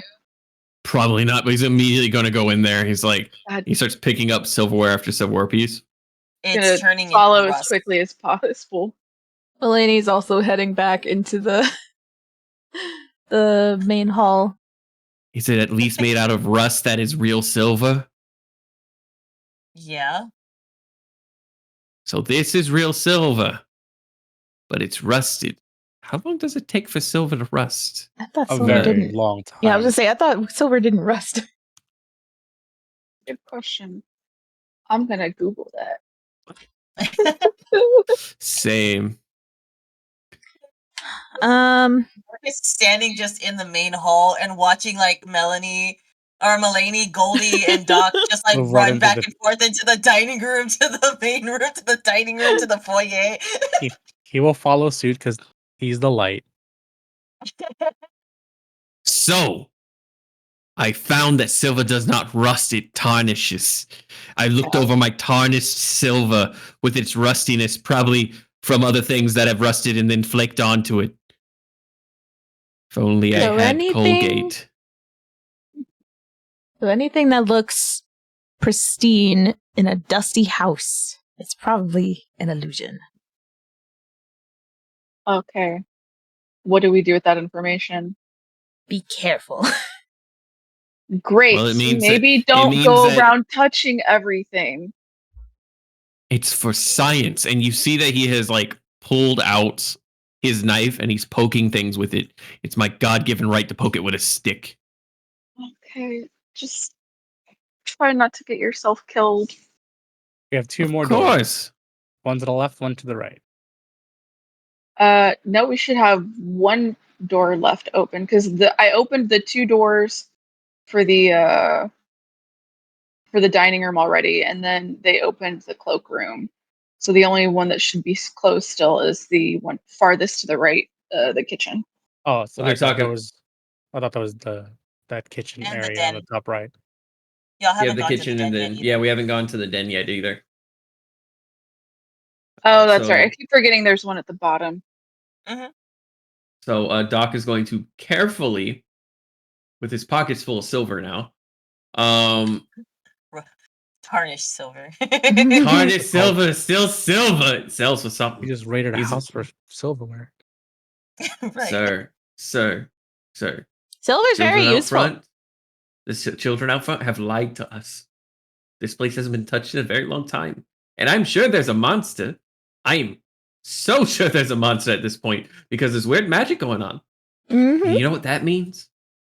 It means we're going to need to stab it. And I only have one knife. So this fork, and he pulls we're able to. he pulls a single spoon out of his pocket.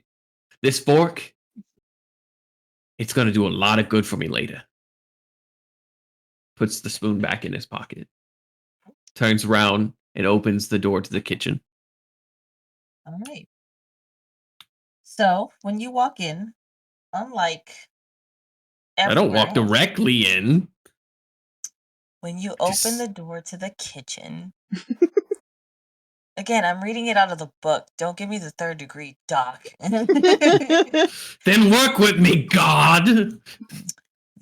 Opening the kitchen door, unlike the rest of the house, you notice that it is tidy and not dusty at all. It looks like it's been taken care of, with dishware, cookware, and utensils neatly placed on shelves. Let me see. Okay, wait. But is he going to be able to see that opening the door? Is it going to be dark Yes, in there? because Marcus is holding a light up so that they can see when they enter rooms. Okay. So you do see a work table that has a cutting board and a rolling pin on top of it. A stone dome-shaped oven stands near the east wall, and its bent iron stovepipe connecting to a hole in the ceiling. Is that the stove that's directly across from us on that wall, right next to that door? Yes. Okay. Correct. Doc is going to kind of look through. So this place looks clean, looks tidy, well kept. Yes, correct.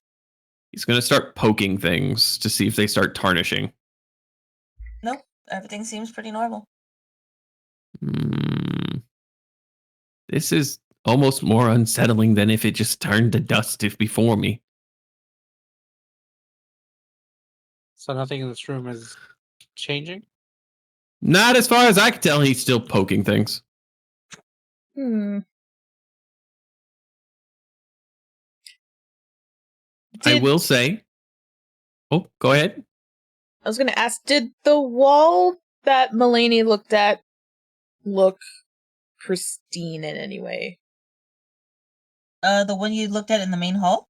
Mm-hmm. Foyer? Oh, no. The one that had the snakes and stuff on it. So yes, it didn't look like it was tarnished in any way, even after touching it. Okay.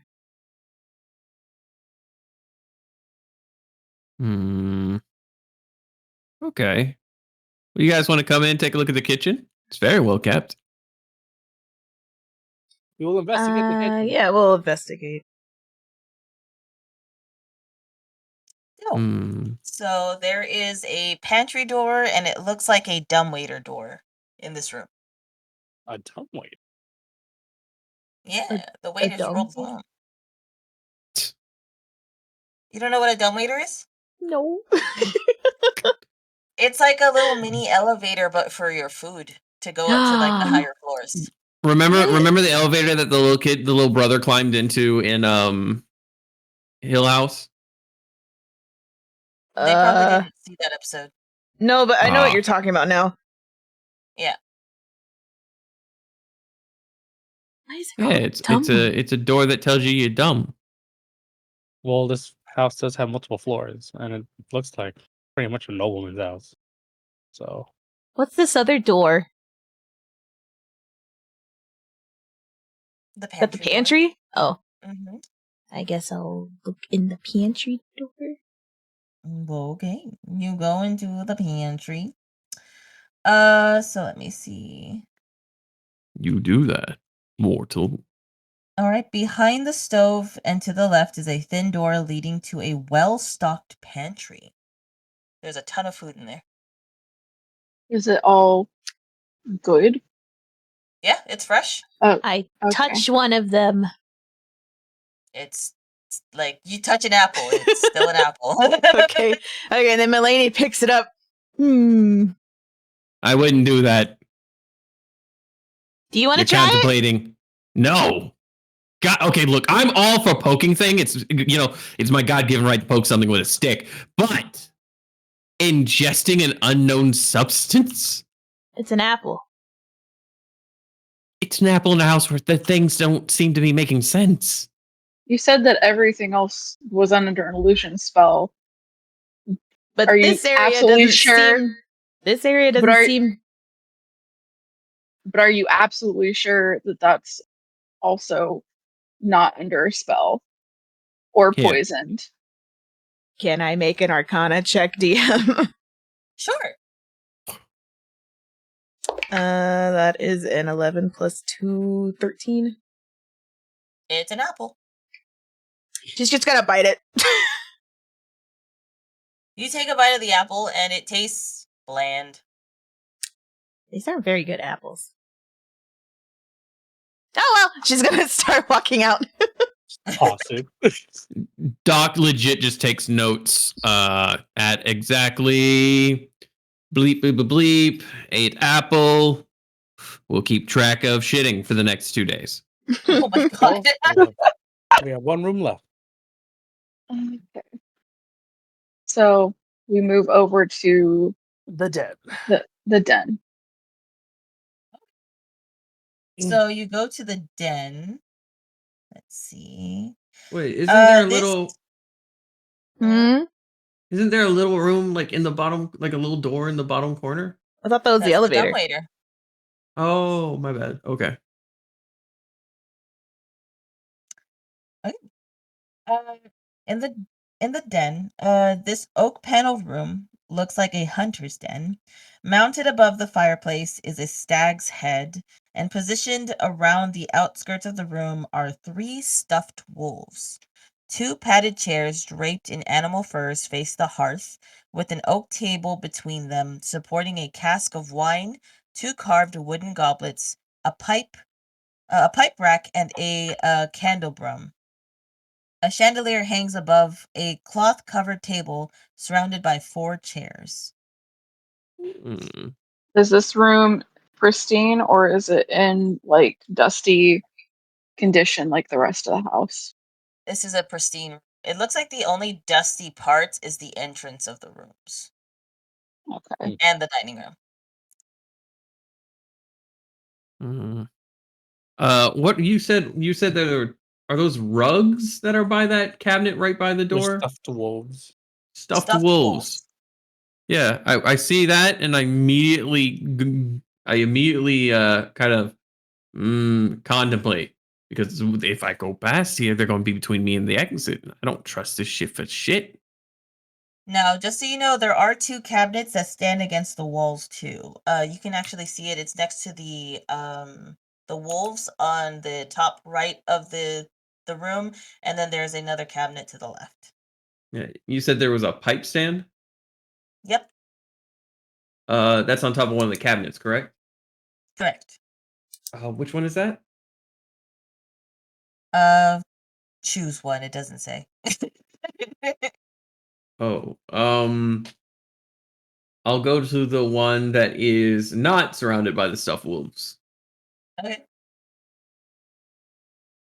So the one that's like immediately in front of the door. Yeah. Yeah, Yes. I'm gonna walk towards the one immediately in front of the door. I'm just gonna investigate that one. I'm gonna look around. I'm gonna look. Oh, go ahead. So you're gonna investigate the cabinet?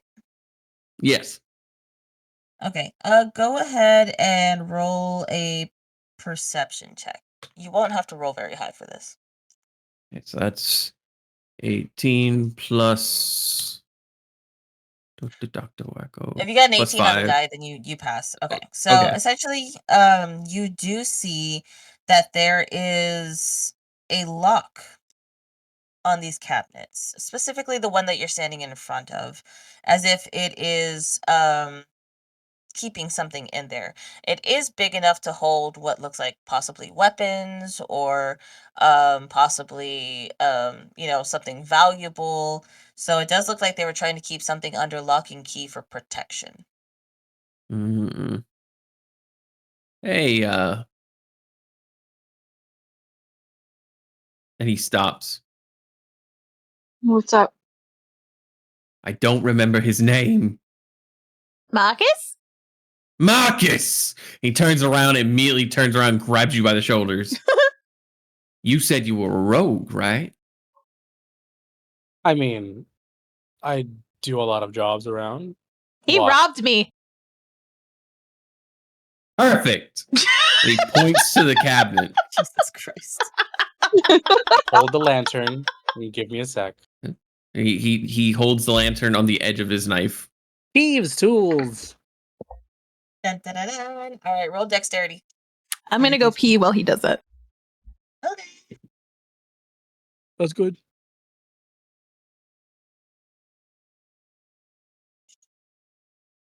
What you roll? What you roll?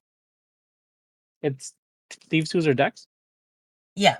Yeah. What? So that's dex plus proficiency. Oh, never mind. I have expertise. That's a 25. Hey, yo. All right. You successfully pick the lock and it just plops open for you. When you open up the door. cabinet. Oh. Yes, when you open up the cabinet, you see a heavy crossbow, a light crossbow, and a hand crossbow, and 20 bolts for each weapon. Well, if we needed something to defend ourselves, this would be it. Yeah. I have a question: the crossbows, what kind of weaponry does that fall under? Is that martial, simple? Light crossbow is a simple. I think heavy crossbow is a martial. I think. Ooh. And DM, hand is it okay if I crossbow Google it? is... Yeah, you can Google it. That's fine. Hand crossbow is light. Is very light. So You let's can see. pretty much have that like a dagger.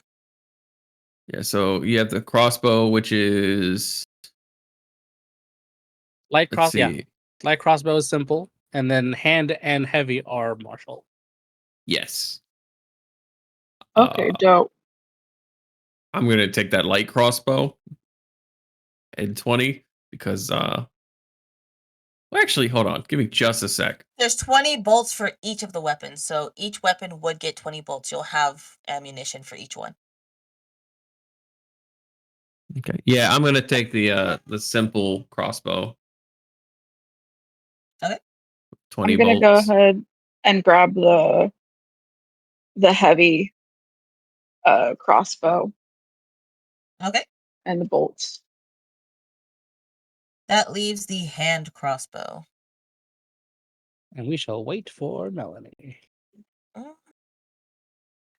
Everyone had their potty breaks. Okay, so Melanie, everyone grabbed a weapon, so they opened up the locked cabinet. And in Okay. the locked cabinet was a light crossbow, a hand crossbow, and a heavy crossbow. Goldie took the heavy crossbow, and Doc took the light crossbow. So there is a hand crossbow that Marcus doesn't really want. So if you want to Okay. take it, you can. I guess I can, because I'm proficient in it, so I'll take that, I guess. Cool. So you also get 20 bolts Ooh. for that crossbow. And if you need the stats, Jojo was kind enough to put the stats in the bubble chat. Thanks. You said it was the hand crossbow, right? Mm-hmm. Yes. Don't forget when you put Okay. it in to add your proficiencies. Yes. They are dex based. Just so you know. I'm pretty good at dex. Moving on, there is still a second cabinet that doesn't have a lock on it. That's the one that's facing next to the stuffed wolves that Doc is too scared to get near. It doesn't just have hinge thing. Anyway, you said Doc is scared to what? Go near the north cabinet. It's the one next between the two stuffed wolves. Pretty sure this was the important one. Anything else is. Can I get a vibe check? Sure. A bloop. Roll your vibes. That is a 12. Nope, sorry, that's a 13, not a 12. And a 3, so 16. 16 vibe? I mean, it's a cabinet. It doesn't seem like it's dangerous at all. The vibes are pretty good.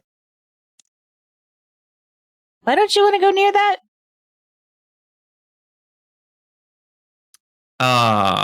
Well, stuffed wolves. Things in this house aren't quite what they seem to be, kind of deal. I don't want to see the stuffed wolves stop being stuffed wolves.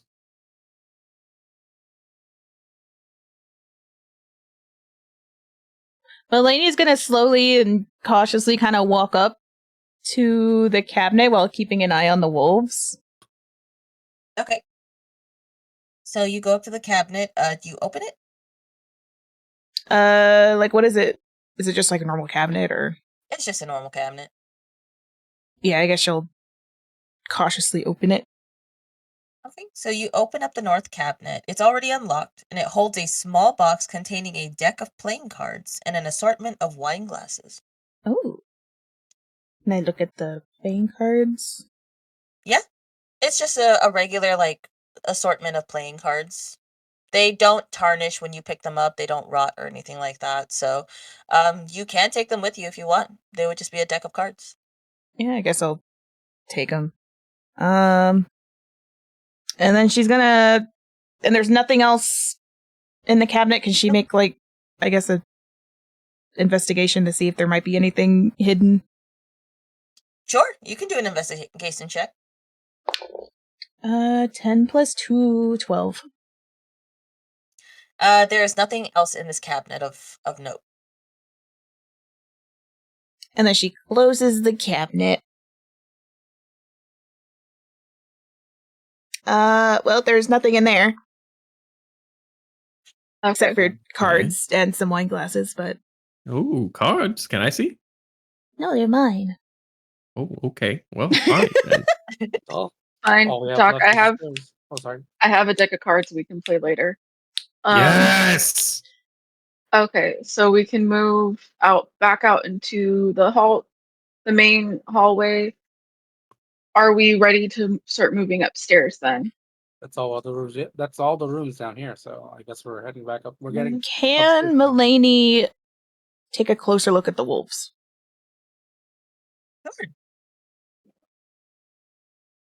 Can she make a perception check on them to see if there's anything that might be off? If you want to roll perception, you absolutely can. Okay. 14 plus 4, 18. So for the stuffed wolves, there's nothing really of note. It looks like these were hunted wolves. They were real at one point. They're And it looked taxidermy. like somebody taxidermied these wolves. So they just put them up as trophies, essentially. She's gonna see this more as a trophy room for a hunter. Okay. Yeah. She's gonna pat the head of one of the wolves like, you didn't deserve this. You're such a good boy. And then she's gonna start heading out. God, she just touches everything. Goodness gracious. As he continues to poke things around to see if they turn to nothing. Just poke. Oh gosh. Oh, right. The pipe set. I want to investigate the pipe set before we leave. It is a Okay. pipe set. I pick up the pipe set. Mm-hmm. You gonna take it? Yes. Okay, you take the pipe set. Okay. I read So a let's doctoral keep study moving. sometime that said that pipe sets make you look smarter. Sure. I'm so sorry. I guess Can let's start. Huh? I'm really sorry. Can I do one more inspection? How dare Yeah, you? absolutely. The longsword above the fireplace. Oh, okay. Fucking let me Buster see. Blade loving motherfucker. Oh wait, I forgot that It's you a said there long was a sword, great not a sword, or great sword. There's a Above the difference. fireplace. Are you talking about in the foyer, or are you talking about in the main hall? It's the main hall. The foyer had the shield. The main hall had the Right. sword. So let me see. I just have to go back to that one. 1 second. Had a golden windmill cameo on tilt. Yes. Mounted on the wall above the fireplace is a long sword with a windmill cameo worked into the hilt. It is removable if you want to take it. Can I investigate what's holding it up real quick before I remove it? Sure. Roll investigate. Investigation. You don't have to roll very high for this one. Okay. Well, 11 plus 4 is 15. Perfect. Okay, so looking at it, it just looks like it's a regular display mount for weaponry. So there's nothing special about it. There's no hidden switches, there's no hidden levers or anything like that. It just looks like a regular wall mount. I will take the sword. Perfect. You take the sword. Nothing happens. Except you get possessed. I will put the sword back. I thought I was gonna rust, so I was like, "Oh." I Well, love the another idea 51. that you Wait, take the are you sword. are you capable of using that? Are you trained with that? Because I'd rather longsword keep- is a martial, right? I'd rather keep my weapons swift and precise. Okay. Big G. How about you? But you not call me Big G. I Okay, can little take it. G. That's even It's worse. Goldie.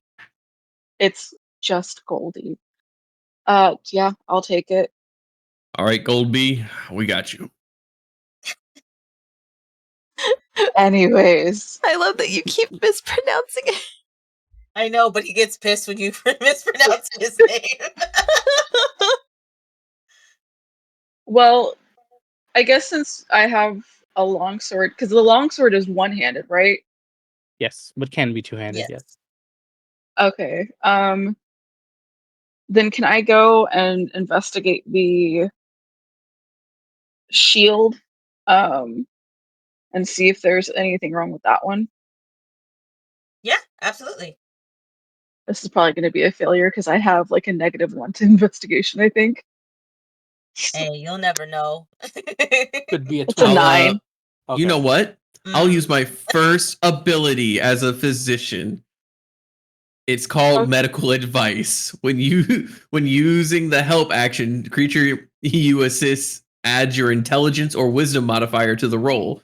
You can do this a number of times equal to your proficiency bonus per day. I have a 2 proficiency, so I'm going to go ahead and sit there and just obnoxiously whisper advice into your ear in order to help you and give you. I Okay. What's your completely forgot. proficiency bonus then? Oh, my it will be Or my your wisdom, which will be a +3 to your roll. I forgot I have Okay. bardic inspirations. y'all don't. I mean, I'm just making sure that it's not like rusted or anything. I was just saying because Waco reminded me of that. No, I've never played a bard before, and so immediately I was like, "Oh fuck! I forgot I have bardic inspiration." Yeah, Doc is Okay. Doc is just legitimately whispering in your ear since you're worried about rust and stuff. Just random facts about rust and also about tetanus. Like you don't want a tetanus shot, do you? You got to be careful. Check, make sure it has rust. Check all the little Cool. corners and all the nicks and crannies and things like that. Don't forget to No- check the leather plate around it as well, where the arm goes, or else you could end up with like a cut from whatever's bolting that down. Hey, It could be Melanie. a problem. Yeah, Okay. Melanie, what? So that would make Thank you so for not good talking question about this Mhm. then, since he's using that that ability. Ability. So, Mhm. so Yeah. he's adding his +3 to my roll. Does that mean I'm not using my wisdom? You are. No, you We're- are. You are. Okay. So it's Yeah. minus my wisdom plus his wisdom, so that makes it 12. And it's a Correct. help action, so it's advantage as well. Yeah. Oh, you get so I have to roll twice. again. Mhm. Mm-hmm. And take the higher number. To 17. There you go. Perfect. So minus So- 1 plus 3, so 19. So just so I have clarification, you are just checking to see if the shield, very similar to what Marcus was doing with the sword. You're just checking to see if there's anything that's going to be different, or if you try to take it off the Also- wall, if anything that'll happen, anything like that. Yeah. Like making sure there's like no traps, no rust. Like it doesn't turn to rust when I grab it. Stuff like that. Because I'm assuming the investigation is not going to like cover anything with like Magical like the bullshit. magical bullshit or history or anything like that, right? Right. Okay, then yeah. Just the general area, making sure that it's nothing's going to pop up as soon as I take it off. So yeah, nothing is gonna pop up as soon as pop off or anything like that. It is just a shield. You take it off, Okay. no problems, without a hitch. So yeah, it is safely usable, essentially. I am gonna look it over a little bit better, note because we've noticed that there's the windmill crest on both the shield and the sword. I mean, like, does this look familiar to any of you? Fortunately, no. Would that be a history check? The history, It would be a history check. nope. I got a 10. And there's my first dud roll of the day, y'all. That'll be a 2 plus my history, which is intelligence +1, so a 3. No. I got a 10. The answer is no. It looks First like a dud windmill. roll of the day. Wait, I Marcus, doing what so did you good, dice. want to? Marcus, what were you trying to say to me earlier? No, I was saying thank you for not talking like that. Talking like what? The mumbling. Oh, I mean, sometimes I do. Oh, Marcus, she like do you feel turns to left the out? crew. No. Doc's head just like almost snaps backwards, the rest of his body still facing forward. Don't feel lonely, Marcus. I can assist you too. I don't like that. You don't like what? Do whatever. Points to Doc. Yeah. You shouldn't be able to do that. Rotates rest of the body with head. What are you talking about? Anyway, Good to go. Marcus! We good to go to the second floor? Yeah. All right. So y'all are going to the upper hall now. This is Go when I ahead and pull out get my you- short sword. Let me get you the second floor for you guys. New map, new map. New map, new map. I'm the map, I'm the map, I'm the map, I'm the map, I'm the map, I'm the map, I'm the Okay. map, I'm the So map. for the upper hall, obviously you're coming from the spiral staircase, so where that red ring is at. Unlit oil lamps are mounted on the walls of the elegant hall. Hanging above the mantelpiece is a wood-framed portrait of the Durst family, Gustav and Elizabeth Durst, with their two smiling children, Rose and Thorn. Cradled in the father's arms is a swaddled baby, which the mother regards with a hint of scorn. Standing suits of armor flank wooden doors in the east and west halls. Each suit of armor clutches a spear and has a visored helm shaped like a wolf's head. The doors are carved with dancing youths. That's all I'm going to tell you on that. So, Doc is looking at the mother, who is then looking at the baby. Mm-hmm. I know a bastard's child being stared at by their not mother. I know that You get look, that a lot? baby. Yes. Ah. There's something you I'm- want to talk about, Doc? I'm gonna light the lantern. Well, one of them. It lights up the room pretty decently. Then I will light all four. Okay. So you light up the room, and now it is a very well lit room. Again, unlike the first floor, it is not very dusty. It looks like it's well kept. Looking upon further inspection, you can actually see on the map itself in the main room. You can see where those four armor are standing. So they're on each side of both doors. There is a small door that's right next to the staircase. You can see it right next to it. It's a very tiny door. Can I investigate the armor? Sure. I don't like how you said that. Investigate the armor. Oh no, that's a 7. Okay, that's not a 1. It's a 7 plus 2. 9. So what exactly are you looking for? What are you investigating? Just like anything that like might look off about the armor. I don't know, like something. Anything spoopy. The only odd thing about them is how they are positioned in this room. Other than that, it doesn't seem like they have any magical properties to them. It doesn't look like they're malicious armor. It looks like they're set up in the room to be almost protective. Hmm. Okay. And you said so- that big portrait was on the fireplace? Mm-hmm. It's above the fireplace. Okay. Okay, so we've got 3 doors. Where are we moving first? So there is 2 double doors that are being guarded by the knights, and then there is the one door that it has a carved it's carved on the door of dancing youth. So dancing children. We could go in there first. Where's there? The dancing youth door. The door by Oh. the stairs. Yeah. Okay, we can move there first. Marcus, I'm- after you.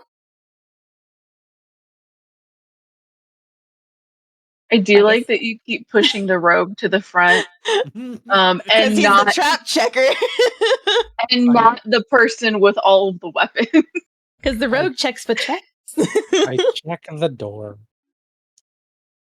All right. So you said you're checking the door? Yes, before I open it. Is it locked? Unlocked? I would like if you made a perception check on the door. Yes, I can. That's good. 12. That is exactly what you needed. That's Oh, thank God.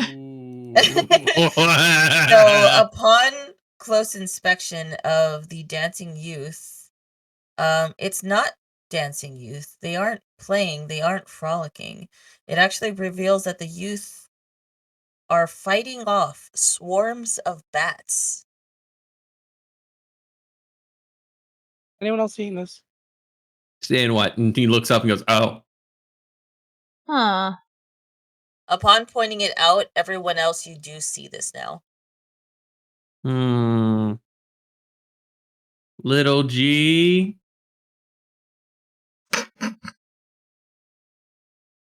Could you go in first? Oh, I'm sorry. Were you talking to me? Yes, Little G, I was. Little G's not my name, so I wouldn't know. GBs. Goldie. Goldie. Just What? Goldie. Before Goldie goes in, Just let me Goldie. check Well, the Miss door. Just Goldie, could you please go Just in wait. first? Say again, Marcus. Before Goldie goes in, let me check the door. Oh, right. You only looked at it. My bad. Is it unlocked? It is. Doc steps back. Is there anything else instead of like the bats instead? Like, is there anything else suspicious about the doorknob? Nope. All right, checks out. Okay. Okay. So do you open the door?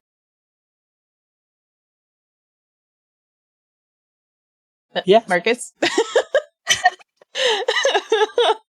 So, Marcus, upon opening the door, you already lit up all the lanterns in this hallway, so it actually helps you light up the room a little bit for everyone to see.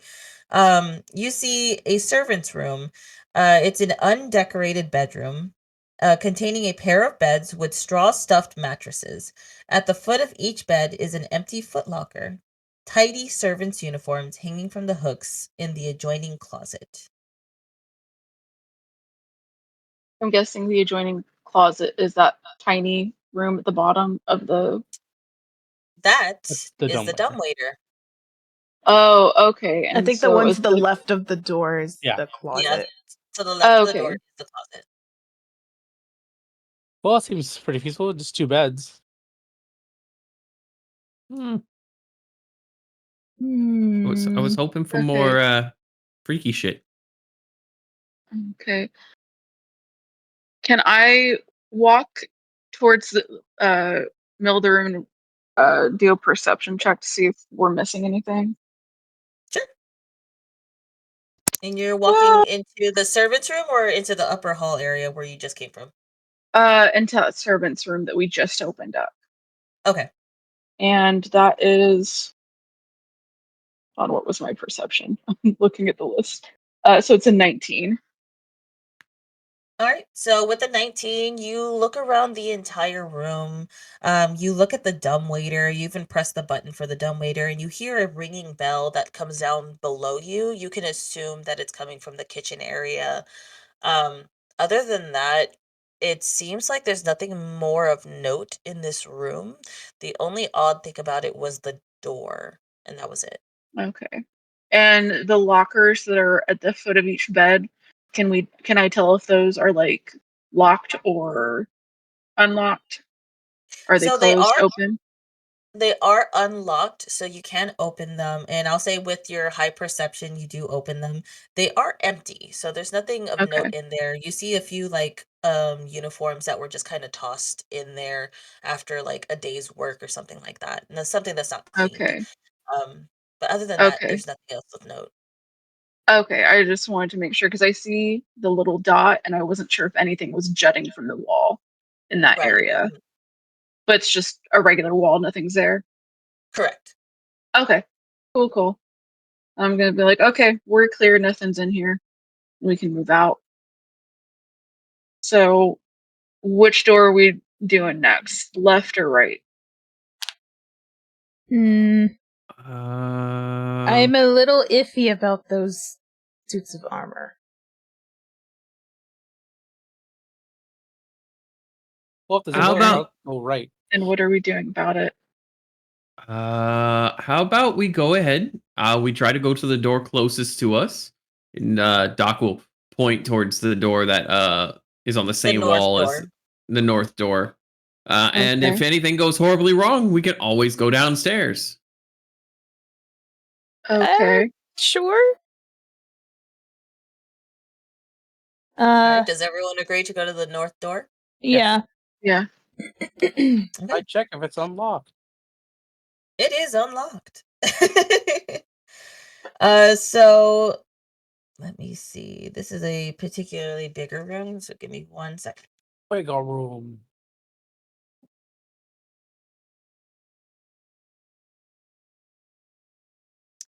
Red velvet drapes cover the windows of this room. An exquisite mahogany desk and a matching high back chair face the entrance and the fireplace, above which hangs a framed picture of a windmill perched atop a rocky crag. Situated in corners of the room are 2 overstuffed chairs, floor-to-ceiling bookshelves lined in the south wall, a rolling wooden ladder allowing one to more easily reach the high shelves. You can presume you are in the library. Fancy, Hmm. fancy. Doc Everything you see in slow. here, you can investigate. So if you look at the map, you can investigate any of the items that you see in that room. You said we're in the library? Yes, that's the north room. I want to look at his. If there's any. Okay, so you want to look at the bookshelf specifically. Mhm. All right, Would so that be the bookshelf. investigation or? Oh, you don't have to worry about that. I'll tell you if you have to roll something. Okay. So the bookshelves hold hundreds of tomes covering a range of topics including history, warfare, and alchemy. There are also several shelves containing first edition collected works of poetry and fiction. The books, well, you'd have to touch them. I don't like that. Well, she was gonna go and look for any history books about the town. So you're going to be looking for history books on Barovia specifically. Mm-hmm. Okay. That will take you some time. So while you're reading up on the history, what is everyone else doing? Doc is going to skim the desk, but he does have his eyes on those books. He wants to look at those books for when he gets a chance. But he saw that they went over there, so Doc is going to go ahead and start looking through the desk, investigating the desk. Okay. So if you're looking at the desk, second.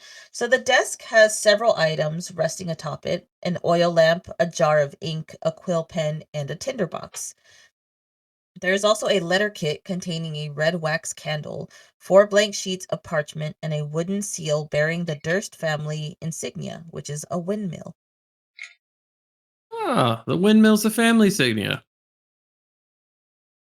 What? All right, That's and he's gonna take that family seal, and actually go ahead and pick that up and pocket it. All right. And the 4 pieces of parchment that are blank, he kind of picks those up. Are there any candles on the table or anything like that that he can light up? Let me see. There's an oil lamp. He's gonna go ahead and light the oil lamp real quick. Okay, you do that, and it does light up the room a bit. There's also the fireplace for anyone who wants to light that up to give yourselves more light. I'll probably do that then. Okay. And then before we're done with the desk, there are desk drawers. Do you inspect those? Yes, I'm gonna go ahead and investigate those desk drawers, but he's gonna grab those 4 pieces of parchment and pocket them as well. Okay, so So you're just taking most of everything on the desk, it seems. yeah, it's just because of the fact that parchment's not easy to come by right now. Parchment times 4. And then also the what was the name of the family again? It was the It is Durst. the Durst. Durst. Durst Crest. Mm-hmm. All right. And so yeah, I'm gonna check out those tables. I mean those drawers. All right. You don't have to roll for this. The the desk drawer is open. Whenever you open it, it's pretty much empty except for an iron key. I'm gonna go ahead and take that iron key out. I'm gonna look at it, investigate it, see if there's any way I can tell what it's meant for. Okay. Let me see. Since Marcus went to the bathroom, Goldie, was there anything you wanted to do? She's just going to do a sweep of the room, see if anything is out of place or seems like it's a danger. Do you want me to do any sort of like perception check for that? Go ahead and do a perception check, and at the same time, Melanie, I want you to do a perception check as well because you're looking for history books, right? Yes. Okay, so I need you both to make a perception check together. Mine is a 19 again. Nice, love that. Doing good on these rolls today. Fuck yeah. 13 plus 4, 17. Welcome back, Marcus. You got a 17? Thank you. Mhm. Awesome. So, with that being said, we'll start with Goldie. So, Goldie, you're looking around the room to see if there's any secrets or anything that pops out to you or anything that just seems out of the ordinary. And you see Melanie like gently like rubbing her finger across the books as if she's looking for something. And both of your eyes catch a bright red book that just says Barovia on it. Melanie, this seems like something that you're looking for, the history of Barovia, because you're in Barovia, and of course you want to look up more information. So you go to reach for this book. Do you pull the book? Yes. Player me saying no, but Melanie is already in. Awesome. So as you pull the book, a secret door behind one of the bookshelves is unlocked, and it swings open by pulling on a switch disguised as that red-covered book with a blank spine. Oh. So, since you were both inspecting the bookshelves, you do spot that door opening, but it doesn't show to everyone else because it looks like you see where there's that A little in divot. between where it's hidden Yeah. between the two bookshelves. So that's where it's opening up. So that's that little secret room to the top right corner that you see. Oh, it opens up to a room. It's opening Yeah, the a room secret to the top right, the one above the Oh, bedroom. okay. She's gonna look to Goldie. It was like, after you. Guys, we got a room, another room over here. And Doc's like head turns eyes wide, excited, and just kind of Cupid shuffles his way over towards that hidden room. Marcus will check on Melanie. Are you okay? She's gonna. Oh, I'm Goldie's fine. Goldie's gonna take the lead into the room. Obviously, she's had her great axe at the ready the whole time. Slowly moving into the room. Do I need to not roll another perception check when I move into the room? Not quite. So as you walk into the room, it feels a little bit claustrophobic. You all barely fit in there together. It feels like this is a room for like one person to really just sit and ponder. Melanie the secret room. I was just gonna say, Melanie is going to immediately start kind of looking around.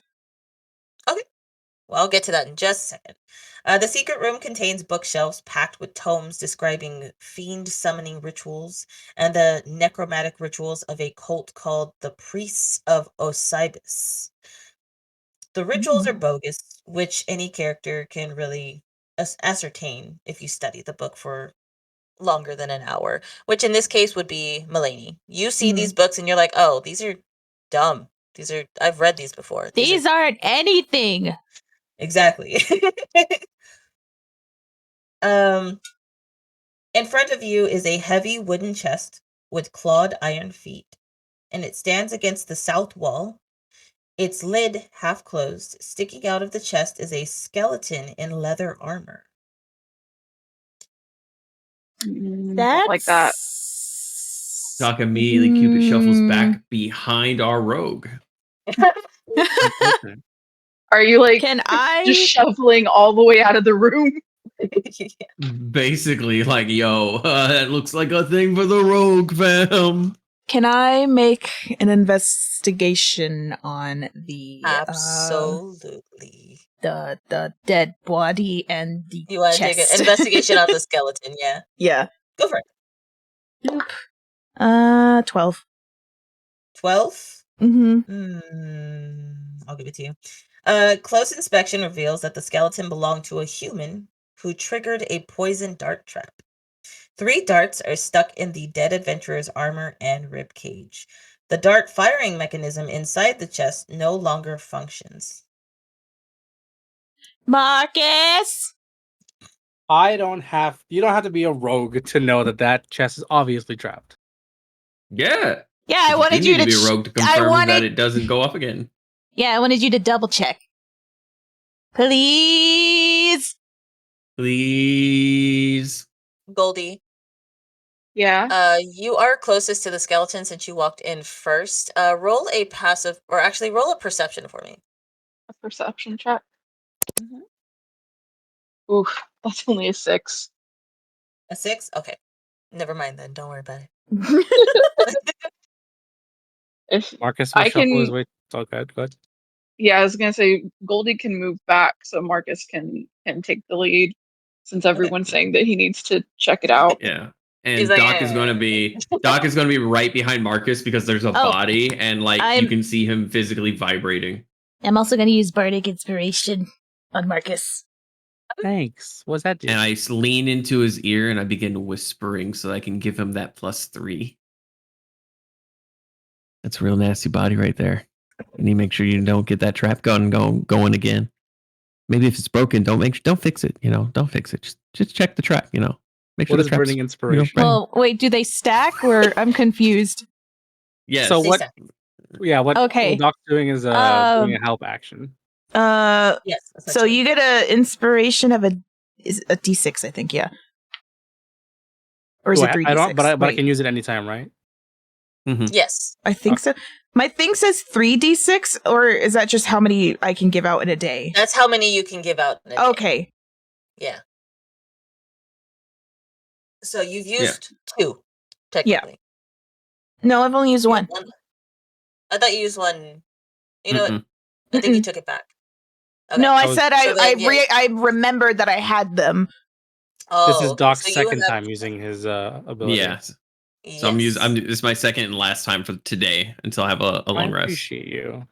All right, Marcus, Fine. go ahead and roll perception on this skeleton. All right, With so I got- advantage and add a +3. Okay, well that was actually higher. +3 +4 is 7 +19 is 26. Awesome. Okay. So upon further inspection, clutched to the skeleton's left hand is a letter bearing the seal of Strahd von Zarovich, which the adventurer tried to remove from the chest. Written in flowing script, the letter reads as followed. You might want to pay attention. Okay. My most pathetic servant, I am not a messiah sent to you by the dark powers of this land. I have not come to lead you on a path to immortality. However, many souls you have bled on your hidden altar. However, many visitors you have tortured in your dungeon. Know that you are not the ones who brought me to this beautiful land. You are but worms writhing in my earth. You say that you are cursed, your fortune spent. You abandoned love for madness, took solace in the bosom of another woman, and sired a stillborn son. Cursed by darkness? Of that I have no doubt. Save you from your wretchedness? I think not. I much prefer you as you are. Your dread lord and master, Strahd von Zarovich. And he That reads doesn't that bode well. out loud, No, or I'll hand it to Goldie since they're the ones right behind me. Goldie's gonna look at it. I don't know what he's talking about, but he sounds like an asshole. And hands it to Doc. Doc goes, can confirm. 110% suffering from narcissistic disorders, probably antisocial, and definitely an asshole. But what's this What's about a it say? stillborn child? Did you? Like, is he I was gonna talking say. about the? Did you may have skipped over the fact that they were doing I don't know blood altar? And I mean, come on. the dungeon, could that be the basement? Yeah, it's probably the basement. I don't mean, want to. yeah, the dungeon's alarming. I don't want to be here anymore, guys. I mean, that's cool. If you wanna leave and go out into the fog where Strahd is without anyone, feel free. I don't know who Strahd is. The guy who wrote this letter. He just holds the letter up. The Dreadlord. Yeah, capital T actually. Is it capitalized? No. Takes a look at it. Oh. Well, one thing at a time. Let's get out of this room first. Yeah. And Doc is going to go ahead and kind of look over the body. Would those darts still be poisonous? No, they're just darts now. Okay. They're pretty old. Eleni, go ahead. Oh, I was gonna start like taking the leather armor off of the body. I will say that there's still a chest in the room that y'all have not inspected. Oh, can I check that chest? Yeah. Was it the chest that we just pulled that the guy was in? It's the chest that the guy was in. But the trap has long since been used up, so there's no more traps for you to worry about. Okay. So I'm gonna open the trap. I'm gonna grab the skeletal corpse and kind of like bit by bit move the bones out of the way. It's like just set his head down just perfectly neatly up against the wall. There you go, buddy. You put his head against the wall and the bones like disintegrate. Ooh. Ooh. You've been I'm there gonna- a while. I'm gonna turn to the invisible crew. It's like, did you see that? Did you see it? Doc is then going I like to to think go. the invisible crew's just like nodding. That kind of like. So the chest contains 3 blank books with black leather covers, 3 spell scrolls, the deed to the house, the deed to a windmill, and a signed will. The windmill referred to the second deed is situated in the mountains east of Valaki. I'll post this in the group chat as well so y'all can see it. Okay. The will is signed by Gustav and Elizabeth Durst and bequeaths the house, the windmill, and all other family property to Rosavalda and Thornbolt in the event of their parents' deaths. The book, scrolls, deeds, and will age markedly if taken from the house, but remain intact. So they'll age if you take them out of the house. Okay.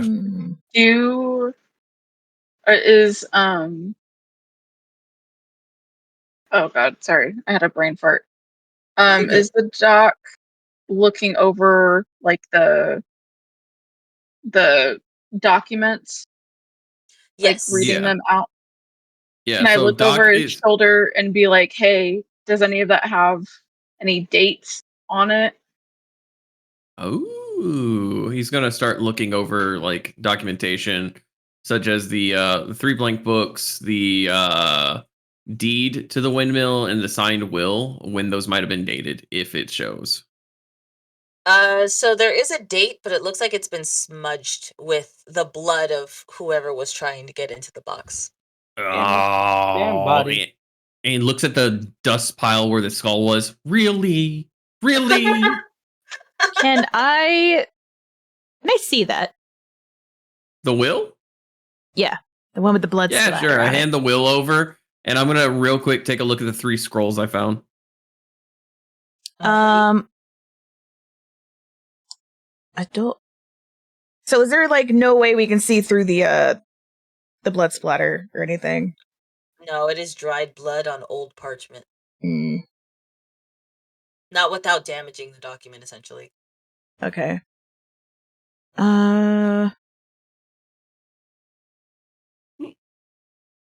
I don't know what else to do. This then. There was something in the will that says if we take it out, it disintegrates. Yes. It won't disintegrate, it'll just age rapidly. Is it specifically saying that deed will? Yes. I think. So that was meta information the DM gave Yeah. us. Oh, sorry. No, you're good. You're good. So, that being said, the scrolls that you have, Doc, you have Scroll of Bless, Scroll of Protection from Poison, That's ironic. and Scroll of Spiritual Weapon. Ooh.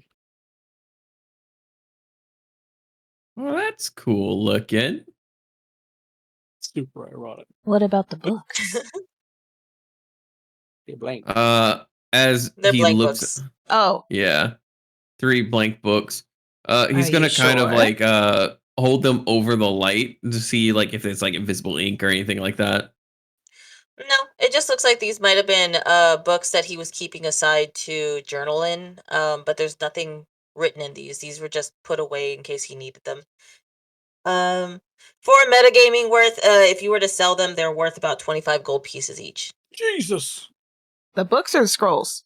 The books. Books. Oh, Scrolls cost Fancy more, ass- but the books, yeah, fancy they're ass books. pricey. I mean, Yeah, he was a but- rich bitch. Hey, it was rich. Was was the rich Was. bitch. He's I rich to mean, death now. I was gonna say if you look at the message from Strahd, he said that he depleted all of his wealth. His fortunes were spent. Does it say it Yeah. on there? So I'm looking at the note. Look in the bubble chat, right before the second Oh. paragraph, you'll see, or actually, yeah, the second paragraph where it says, "You say that you are cursed, your fortunes spent." I'm gonna pee real Oh, quick. okay. Mm-hmm. Zarovich. Yeah, he's gonna put those books in his pocket, in his satchel, and then he's gonna go ahead and take those scrolls, and he's gonna take the bless scroll. He's gonna hand Yeah. that over to the bard. So the Melanie? Yeah, Melanie. She's This is a peeing. bless scroll. I think you'll like this quite a lot. You know, it's a pretty nice scroll. As you T-pose there, you know, here you go. You like stuff it in her shirt. There you Yeah. go. No, it's one of those things where you know how when characters T-pose, the items in their hands float above them. Just, It's like spinning. yeah. oh, sorry, I was having a moment. What? I handed you a scroll of bless because you're the bard. Oh, okay. Yeah, it's a singular scroll of bless. Just so you know and- how scrolls work for anyone who doesn't know, once you use that scroll, it fizzles and goes away. Like a Mhm, one-time spell. Mhm. Yep. Let's see. You can see Doc like thinking really hard about the other scrolls. Protection from poison. I'm gonna keep the protection from poison, and as for the spiritual weapon, Spiritual weapon. Give it to Marcus. What am I gonna do with it? you know what? That says enough for me. And he just looks at Goldie, and he's almost pouncing like dog, like puppy-eyed. What? Do you want the spiritual weapon scroll, or can I has it? I have plenty of weapons. I don't need any spiritual weapons. I'm good. Fuck yeah! And he just shoves it back in his. To be honest, that is a fair response. Yeah. I don't. So just to let you guys know, I can't use magic. I can use magical items and scrolls. I am a healer who cannot use magic. That makes two of us. He just thumbs ups you. He's like, you're a healer too? I heal negative damage. I see what you did there. Well, So we know what's going on with the house. Do we keep going or I mean, the baby's supposedly stillborn, but also the kids are saying there's a baby. I'm pretty sure the kids lied to us. But as a medical professional, I need to make sure that that baby is actually stillborn. what? Oh. Why? Okay. Why? Okay, so Because if it isn't, there's some real weird shit going on. There's already weird shit going on.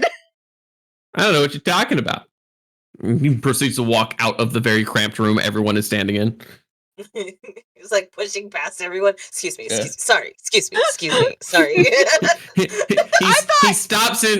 stops in front of everyone and he says, "Now here's the question: ass or dick?" And proceeds to just walk right by regularly each time. Oh God.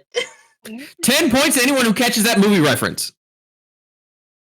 I've never seen a movie ever, so See, I know I'm crazy, but I feel like I'm the one being rational right now.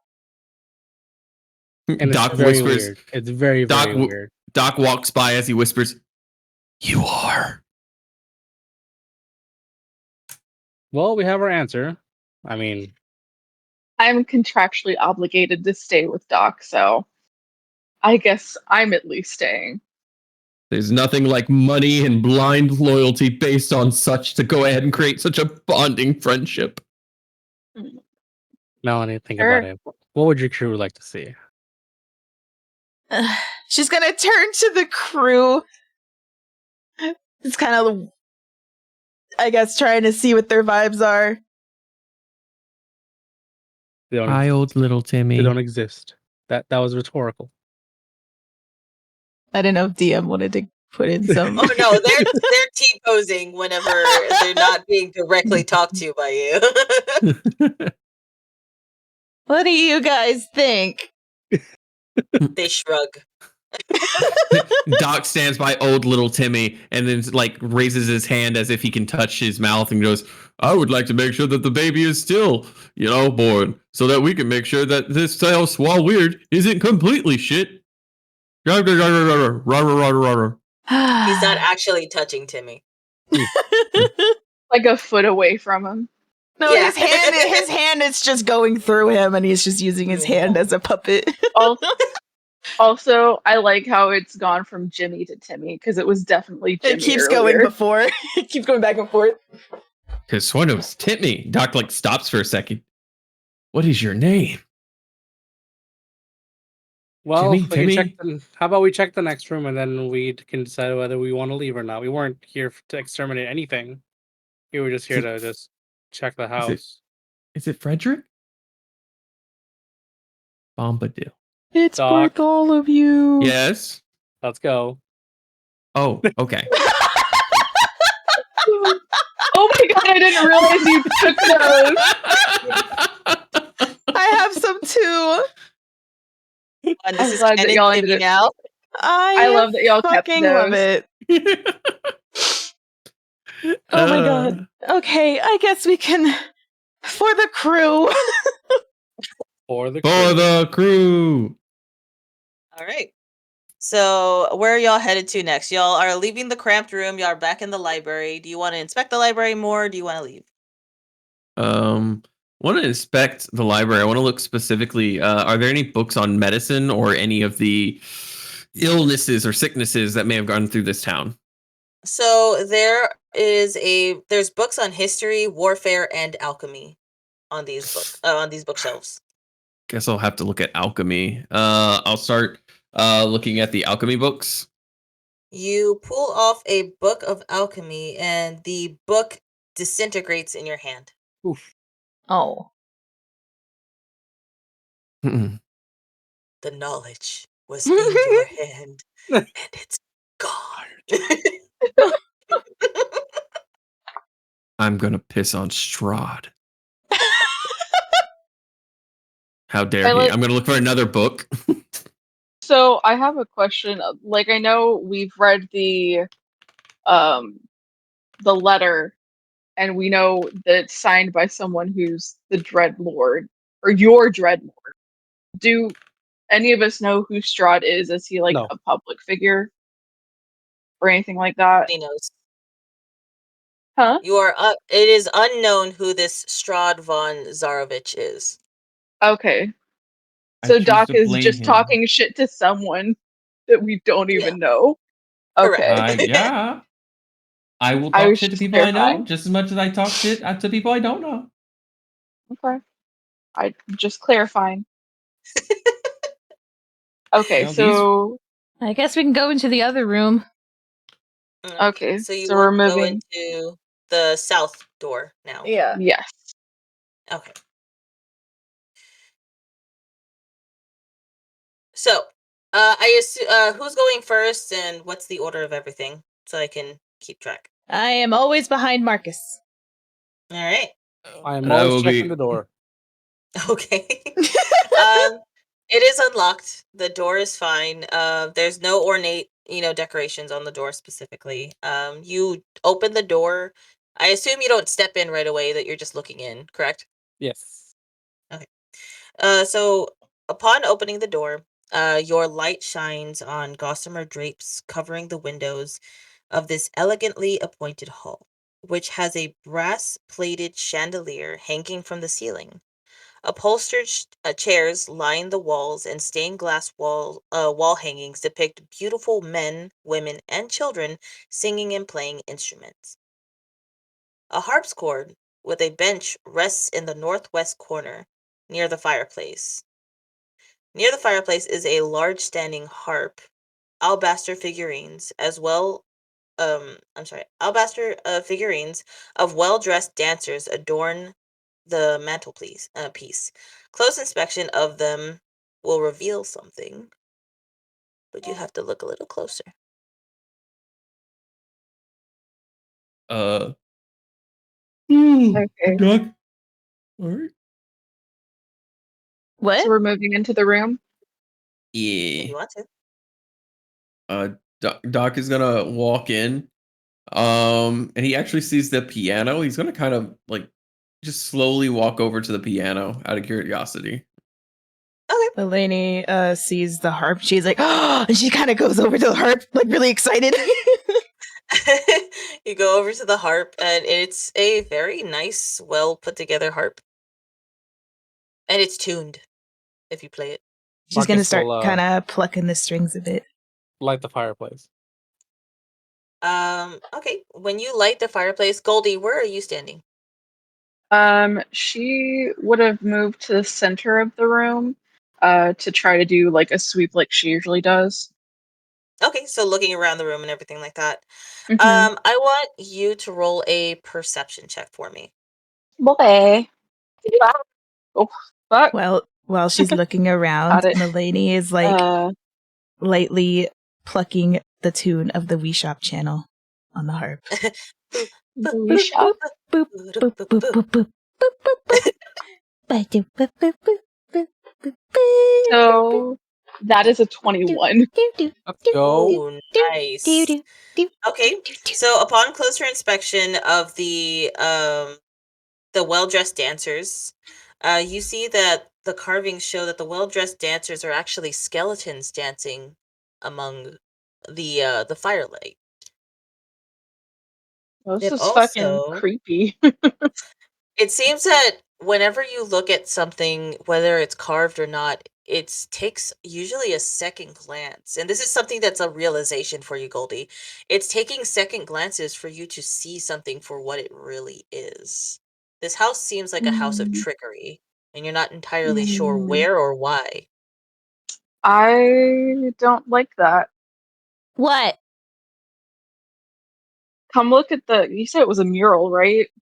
Yeah, so they're carvings on the wall, very similar to what Melanie saw before and Okay. what Doc saw before too. Come look at the carvings over here. What do they look like to you? She's gonna slowly rub her hand on the heart later. She's gonna come back to the you said, was it the mural? Yes. The carving. It's a wood carving. Oh, okay. Yeah, it's a carving. What does she see when she looks at it? Looking at it, you do see you see that it was well-dressed dancers, but then like whenever Goldie tells you, look at it again, you see that the dancers go from being like women and men and children dancing to skeletons dressed in the same clothing. Oh. Yeah, I don't like that either.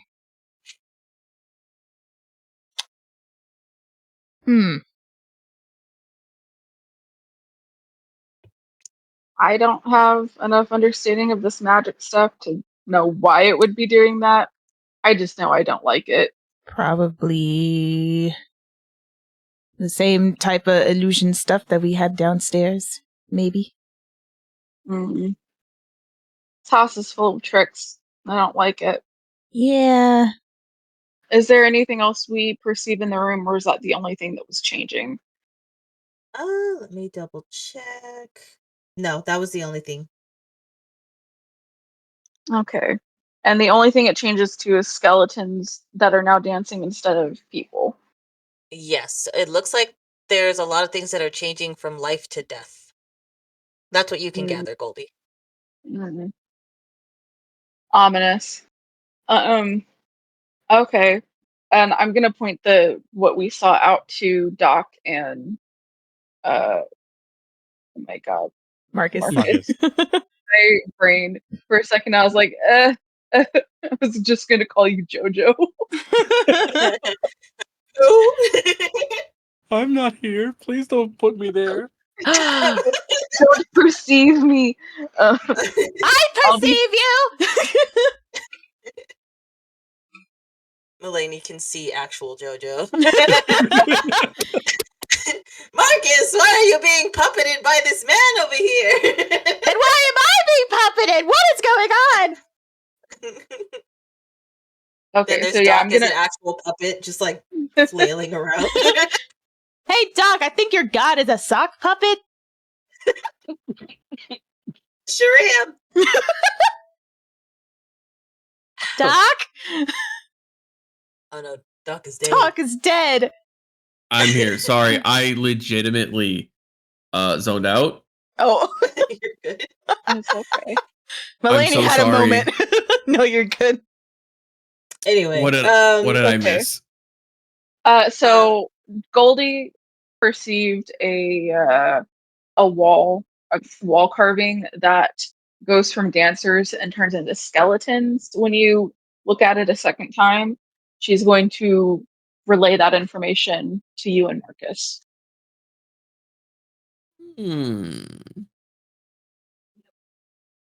Bad vibes. And Doc is gonna kind of like he's not gonna leave the piano and say he's gonna actually like look at the piano and investigate it as he looks across the room at those skeletons dancing. Much like the harp, the piano is in a very good, condition. He kind of like he sits down at it and he almost kind of like looks like he's remembering something as he sits there and kind of just kind of lifts the top and lightly touches the keys. He doesn't play though, but he's sitting there just kind of in that moment, quiet for the first time in a while. Are there music sheets on the piano? No, there are no music sheets on the piano. I can make one up though. It's putting just, on the Ritz.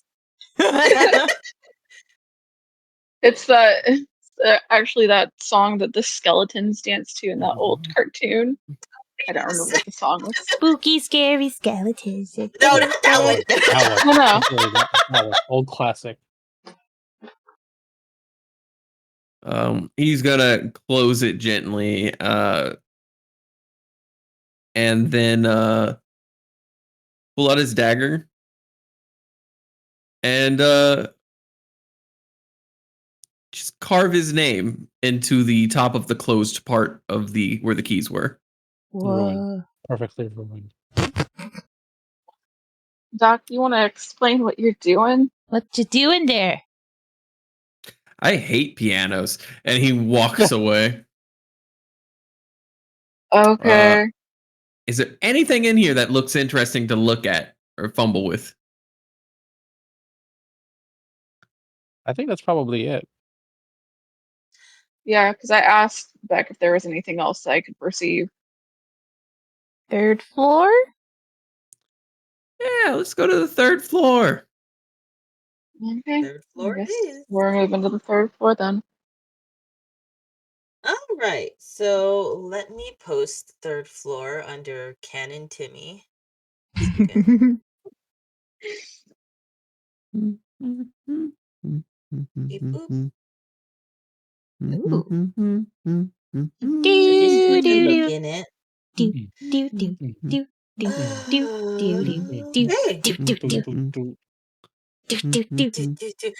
off the fucking instrument! I'm sorry. Come on, Melanie, All let's right. go. So you all climb the marble staircase to its full height and come to a dusty balcony with a suit of black plate armor standing against one wall, draped in cobwebs. Oil lamps are mounted on the oak-paneled walls, which are carved with woodland scenes of trees, falling leaves, and tiny critters. What do you do? I guess I'm You gonna said make a that was- perception check to check the room as I do. And you said that was the next mural that we saw, or So yes, so this is you're in the balcony area now, which is that where the red staircase is at. If you're Okay. doing a perception check, go ahead and roll for me. I'll roll. I got a 12. That is a 16 total. All right. Let's see. Doctors. I have to turn the pages to something real quick. That is a 15 for me. Awesome. Okay. So, what exactly are you perceiving first? We'll go with Goldie since they rolled first. So I do the normal check to see if anything's moving, anything's out of place, if anything seems off. Okay. So, you search the walls and you search around the room. And let me see. You do notice tiny corpses hanging from the trees and worms bursting up from the ground of those carved oak panel walls. You just keep finding these macabre carvings. Oh, this place is creepy. I would like to try and perceive what these murals, the story that they're trying to tell. So it looks like the stories that it's trying to tell is something of a sacrifice. It goes from happy living people and creatures to death and decay. It feels like something is constantly taking life and destroying it in this house. Goldie, Mm-hmm.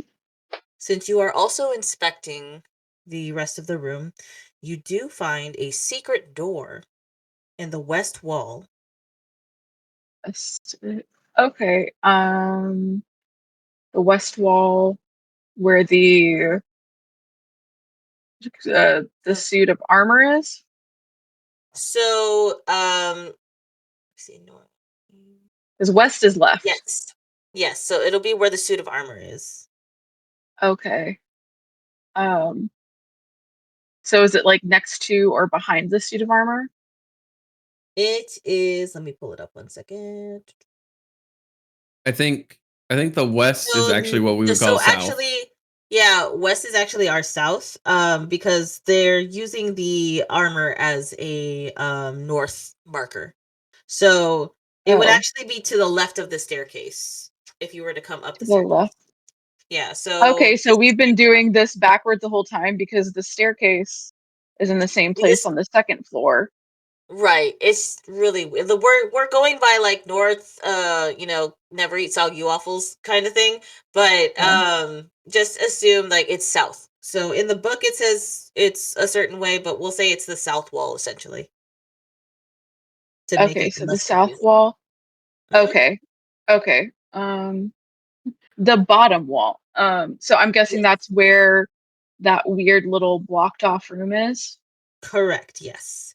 Okay. It does easily open, revealing a cobwebbed filled wooden staircase leading up to an attic. We got something over here. I think we found the attic entrance. Ooh. Okay. We Appreciate can that. can probably come back to it if need be. Yeah. I'd like to take a look at this armor real quick. I'm curious because there's armor on each of these floors. I'm very curious about uh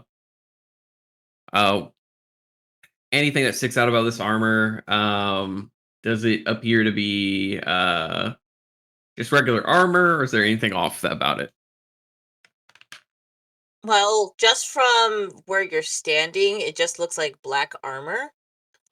You would have to get closer to get a full perception on what might be different from it, just because it does have a darker plate to it. It's not the same build as the other ones. Yeah, I'll go ahead. I'll get closer. Still very much keeping myself up. I do have the alarm feat or alert feat, so neither will be surprised. I am keeping track of that. But I'm gonna go ahead and walk up to it and then go ahead and investigate. That's gonna be 18 plus my 5 perception, so it's gonna be 18, 19, 20, 21, 22, 23, 23. 23 perception? Yes. Okay. So upon leaning in close to take a look at this armor, it moves and it swings at you. Ah, dope. Well, All right. I'm glad that I can't be surprised. Yeah, so it's not a surprise attack, but it is an attack. So what is your AC? My AC is 12. 12. Okay. It hits. So let me do the damage 1 second. Melanie is like right behind Doc. Okay. Um,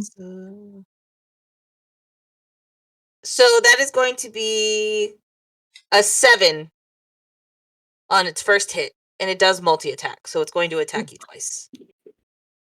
Oh boy. It misses the second time. Okay.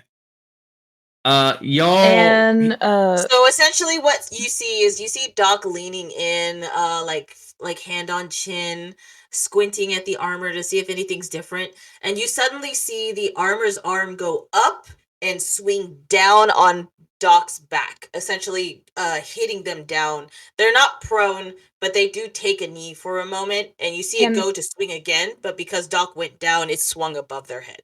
Can Doc I, as sidestep the shit out of it. can I? So when the armor comes to life, can I say that Melanie gets startled and she's like, ah, and she goes invisible.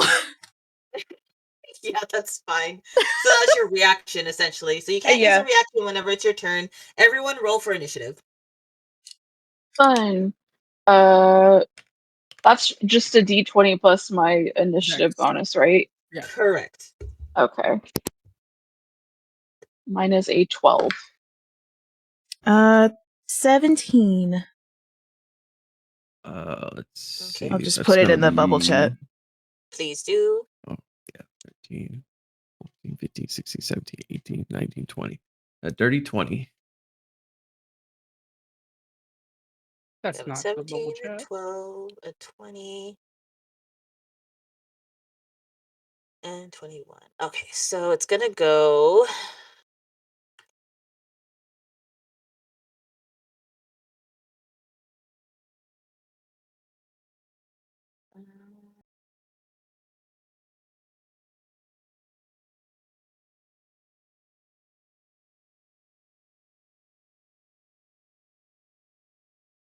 All right, that's the order of things. So it's gonna go Marcus, Waco, Melanie, the armor, and then Goldie.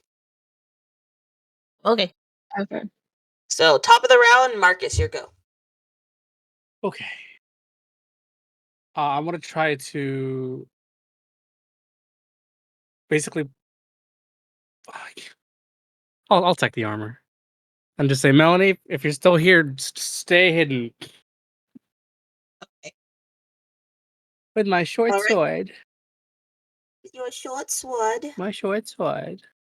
All right, roll to hit. Crap, I have to look at something. Okay. Sorry. First time rogue. You also still have your bardic inspiration. Yeah, Yes, you I didn't use that yet. do.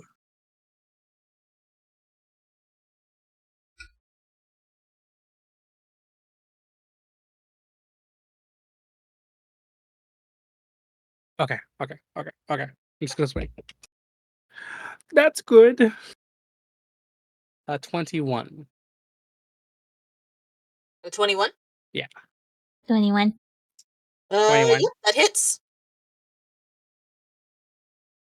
And then it's a d6 plus 5. That's a 7 damage. 7 damage. 7 damage. Okay. And that's all I got.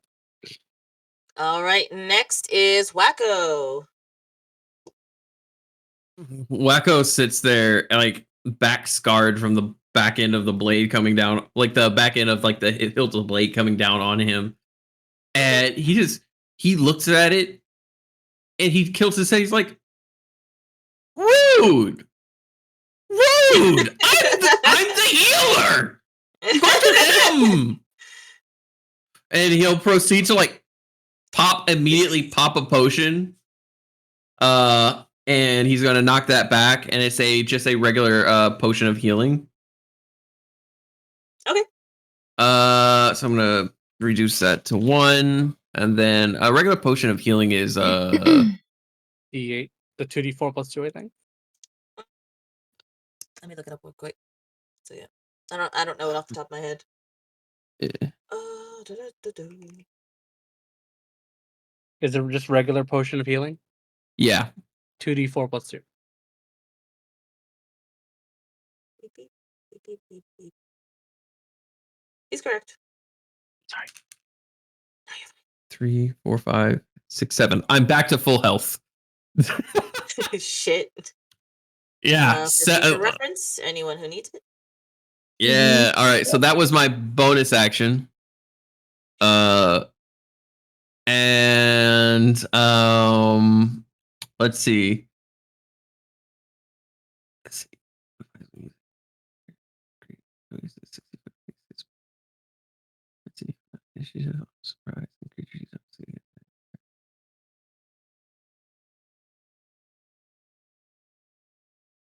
Okay.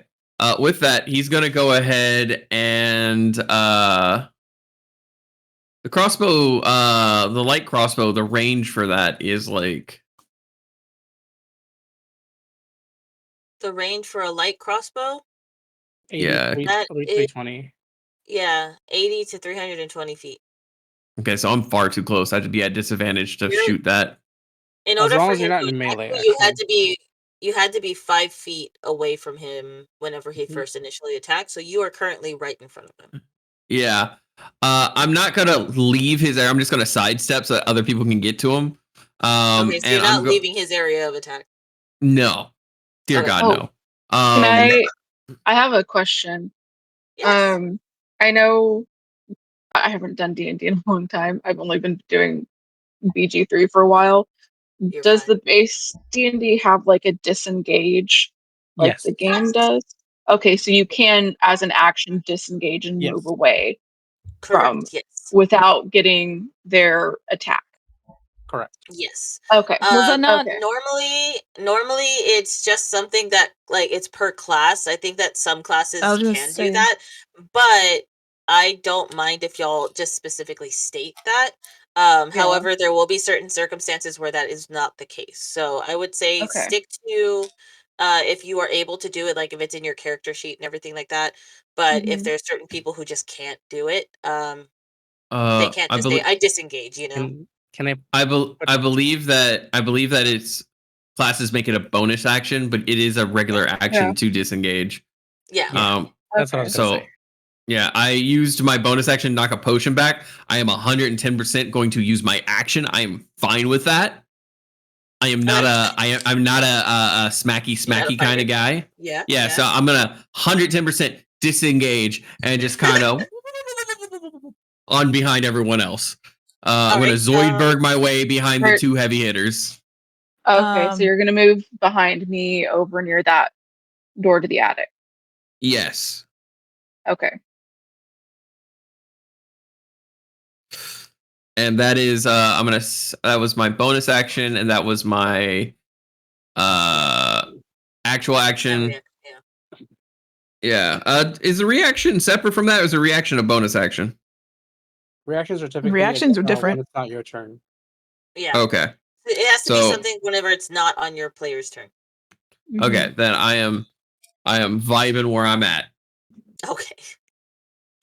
Next on the round is Melanie. Did we say that she did the invisibility thing before combat started, or no? Yes, you did. Okay.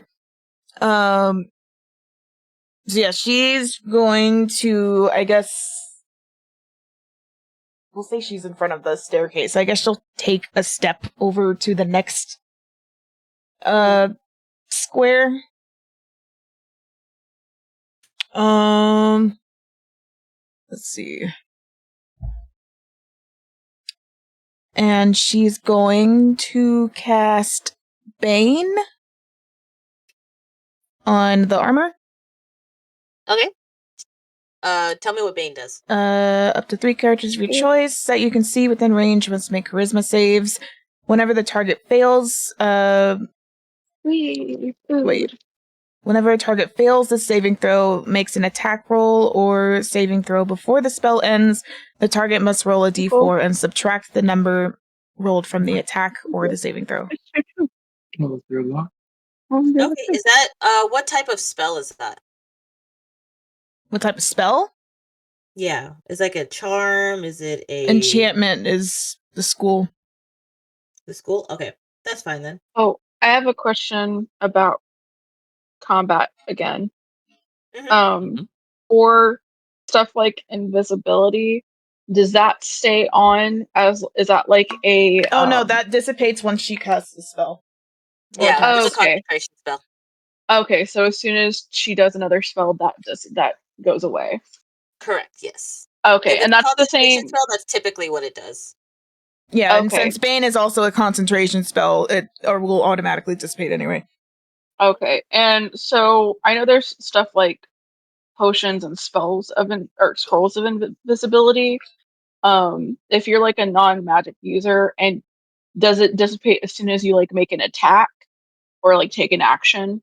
So a creature you touch for the scroll, it's a little bit different because it's on it's like on attack or on touch or something like that, because at that point you're not invisible, you're trying not to be perceived, but the moment that you make yourself known, then that essentially just goes away. Okay, I just wanted to make sure that But I was also- remembering that correctly. But also with scrolls, I think it's different with concentration because isn't it like concentration gets nullified when it's on a scroll? Correct. Okay. Okay. Anyway. Yeah, so she casts Bane. So they have to make a charisma D4 of save. damage, right? Yes. A charisma? Ooh. Yeah, they have to make a on a failed save. They just get a -1 d4 whenever they do something. Yeah. What do they have to save against? It just says charisma save. Your I assume DC. my DC. Your DC. 13. 13? Mm-hmm. Okay, yeah, he fails it. Wow.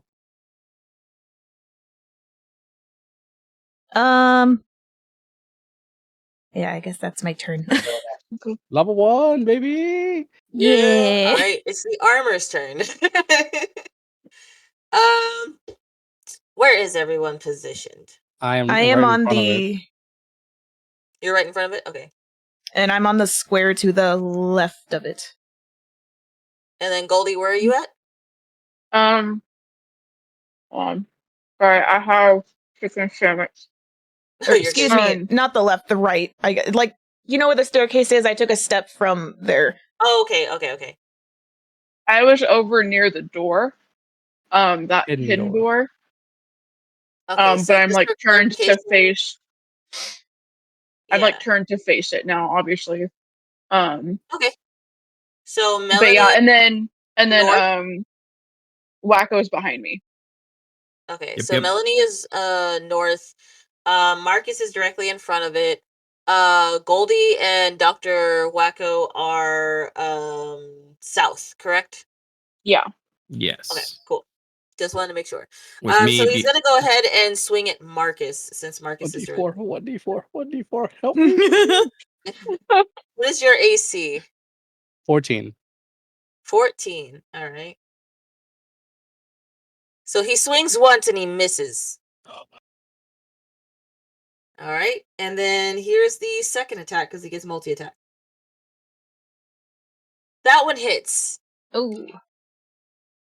So 1d4, you failed me. you take 4 damage from that, so it's not too bad. So essentially, he swings at you, you dodge Attack it. his help. The second swing hits you straight in the chest, and it almost knocks the wind out of you. Ow. It is now Goldie's turn. Okay.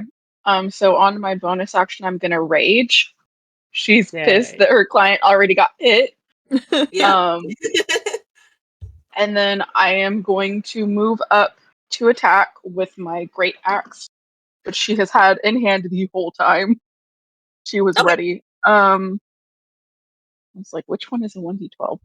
So Oh, that's right. You get a D12, baby. AB D12 represent. Oh shit. okay, sorry. For combat, that's the damage that it does, Yes. but for combat to actually hit, I have to roll a d20, right? Mm-hmm. Yes, so Yep. you'll roll a Okay. d20, and then you'll Okay. add the modifier that's on your weapon. So for your great axe, there's going to be a plus number next to it. So some people it's like a +4, +3, or something like that. You're going to add that number onto your d20. It should be what? Strength plus proficiency? I think so, yeah. I think all of them had a +5 to it. Okay, so you'll roll your So d20 +5. so that was an 18. Nice. Nice. That is Whoop, whoop, perfect. whoop. You hit it. Okay, and then sorry. You okay? Yeah, I was about to fling the dice all the way off of my desk. Okay, so it is 1d12 +3 +2. So 9 +3 +2 is 14. Ooh, is that 14 damage? That's 14 damage because I don't add that Oh, plus yeah. that +5 that was on the great axe only goes to The roll to hit, correct. yeah, it doesn't go to Okay.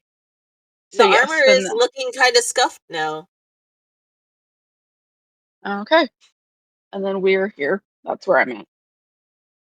Okay. Perfect. And is that the rest of your turn? Because I don't think I can do anything else. Okay. Marcus, it's top of the round. It's your turn. But now with Goldie here, I'm gonna look more for advantageous position. I'm gonna flank, hopefully if I can, Ooh. Okay. Do it. Go for the Do flank. it. Go for the flank. and I'm just gonna attack with the short sword. Flanking gives me advantage, which means I can add my sneak attack die if I hit. Mm-hmm. 17. 17 to hit. That misses. Ooh. Okay, that's my turn.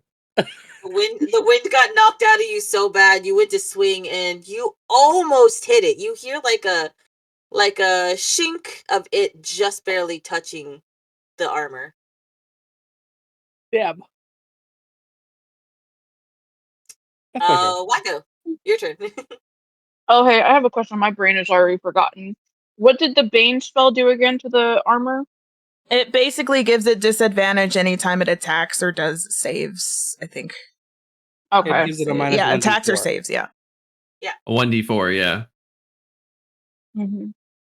yeah. So your Doc is going to just kind of, because you're next to Goldie, Doc is just gonna reach Wait. out. For sure not. I don't think you're next to Goldie anymore, because remember, she moved up to be right next to the Yeah, so I'm I gonna moved up. again I'm next to the thing. Yeah. I'm gonna like again kind of like up to Marcus? Yeah, Marcus. Did I pick a really hard name? No, it's just I'm hearing Jay and JoJo and like all your other characters' names.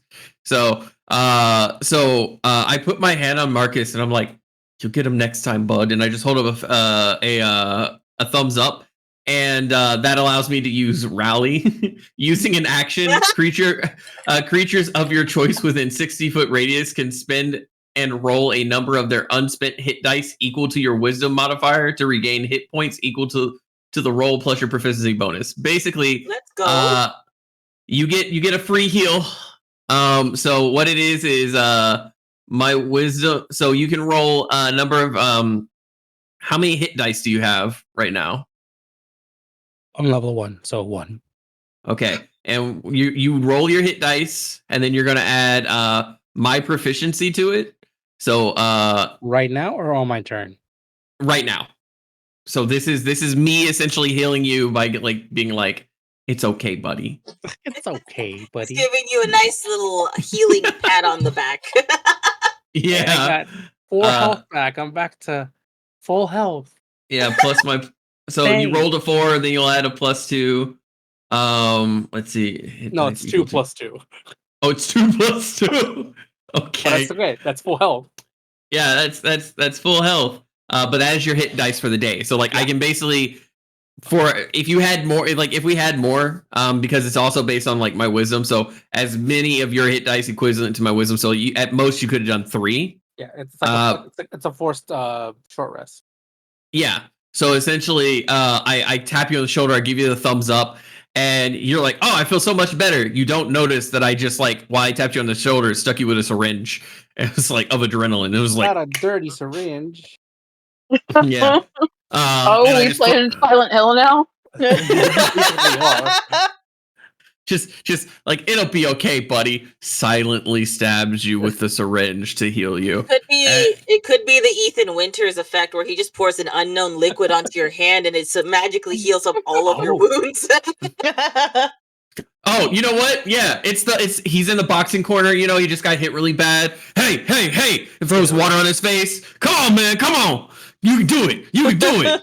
Like, holds up his thumb, and that water was actually like a potion that's meant to go through your skin. It actually, like, your skin has never been smoother. Plus, you got that +4. Is that what you're doing, Waco? Yes, I turn him around. I'm like, it's okay. You can do this. I splash him with a potion. Or with not a potion, a salve in his face, and I turn him back around and slap him on the butt. And you got this, and I back right the fuck back up. Thank Melanie, it is now your turn. Or Melanie. I am out of spell slots, but I do have Vicious Mockery. You want a Vicious Mockery, the poor animated armor? If I'm able to, if it can fucking hear me. You should. What kind of spell is that? Is that a charm? Is that enchantment? Okay, you can try.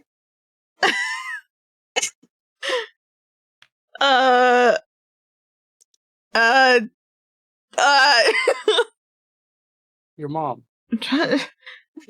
You're just a big, stupid piece of armor. Ouch. I never said Melanie Wow. was good at insults. We have such a skilled bard. The armor doesn't seem phased. Is You this also possible? have your hand crossbow, if you don't recall. I forgot about that. Man, what do I do holding the hand crossbow on her hand? Man. If only I had some way to defend myself and my Swear to God, allies. she's gonna find a way to shoot me. Oh god, I also have a rapier and a dagger. Fuck. While you're figuring that out, I want you to know the very first time that I ever played Death House, that is the exact same thing that happened to me.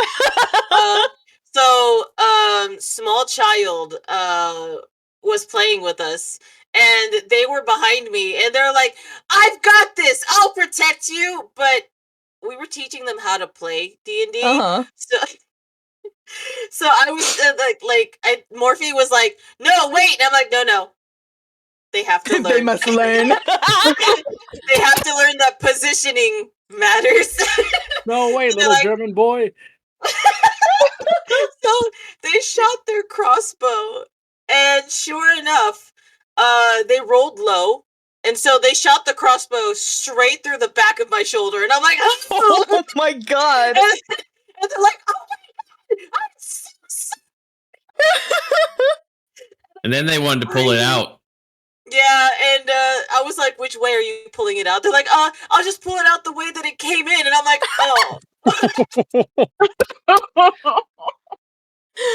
Oh god. So yeah, no, that can happen. Anything's possible.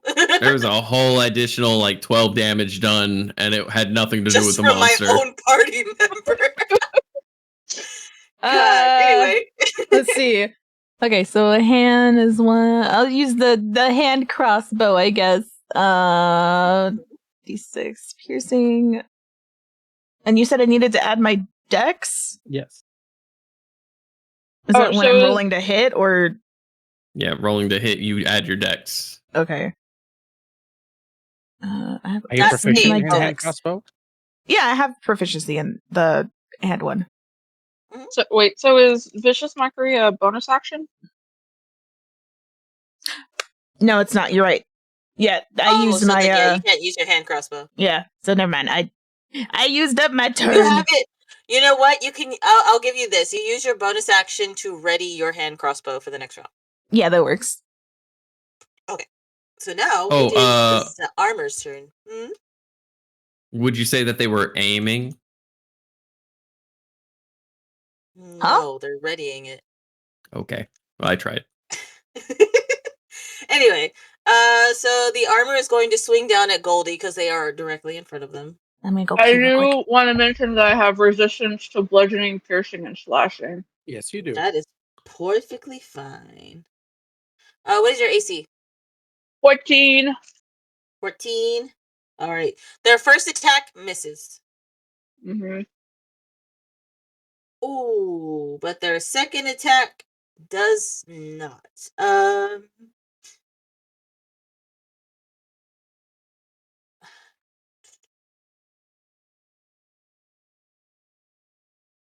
They do 12 damage. They got a net 20. Oh Jesus! And Even half with of the that. resistant. Yes. So you can half that, and it'll be 6 damage instead. Okay. So I am at. You Where just did have my- to be very careful because that 20 hold on. means that you automatically crit. Okay. Sorry, 1 second. My mouse is not connecting. Mhm. Hello, are you working? Okay. Yeah, so I'm currently.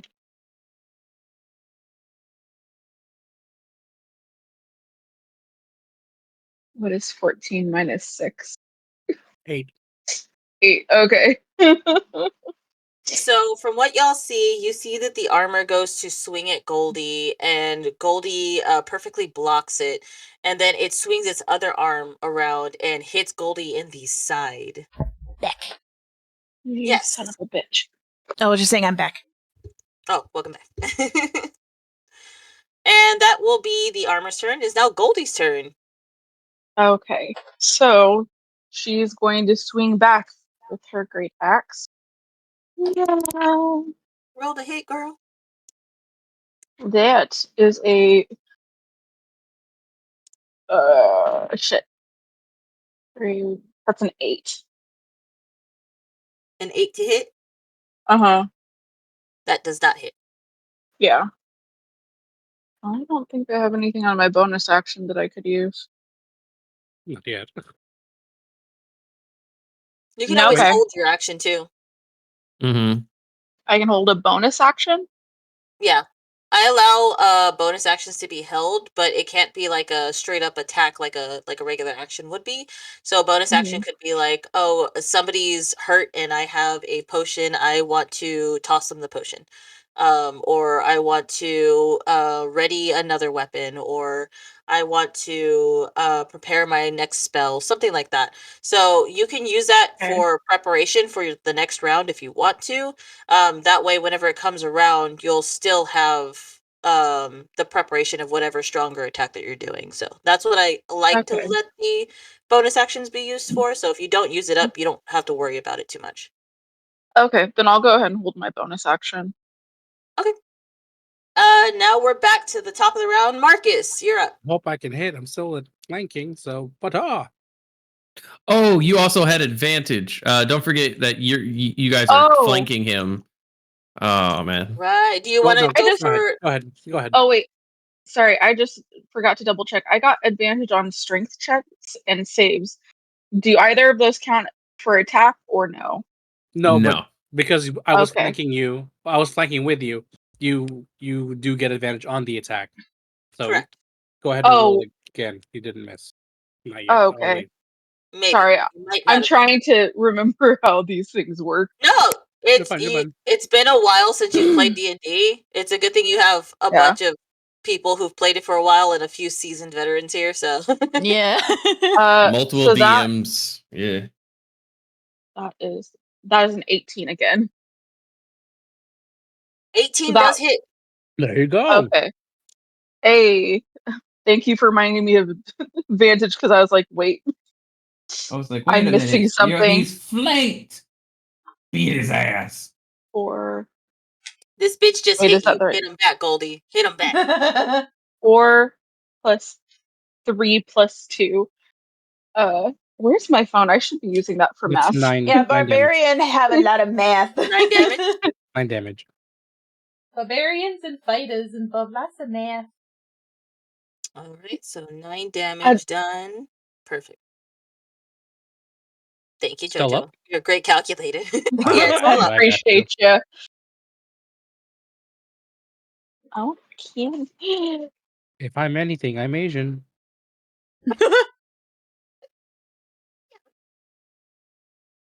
It's your turn.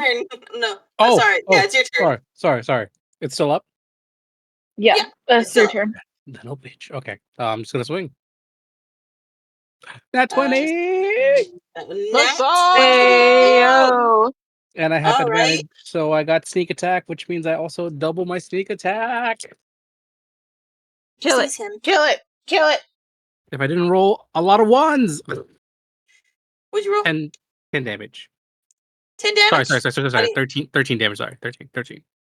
How do you want to do this? But yeah. Hell I just yeah. try to find an open space in the armor and just stab through it. So you stab through the armor, and just as you do, you see right where your blade meets the armor, it begins to rust and slowly come to a stop, almost like a jittery stop, and it slowly disintegrates and collapses around your sword onto the ground. You have Okay. fought your first monster, guys. Congrats. Yay!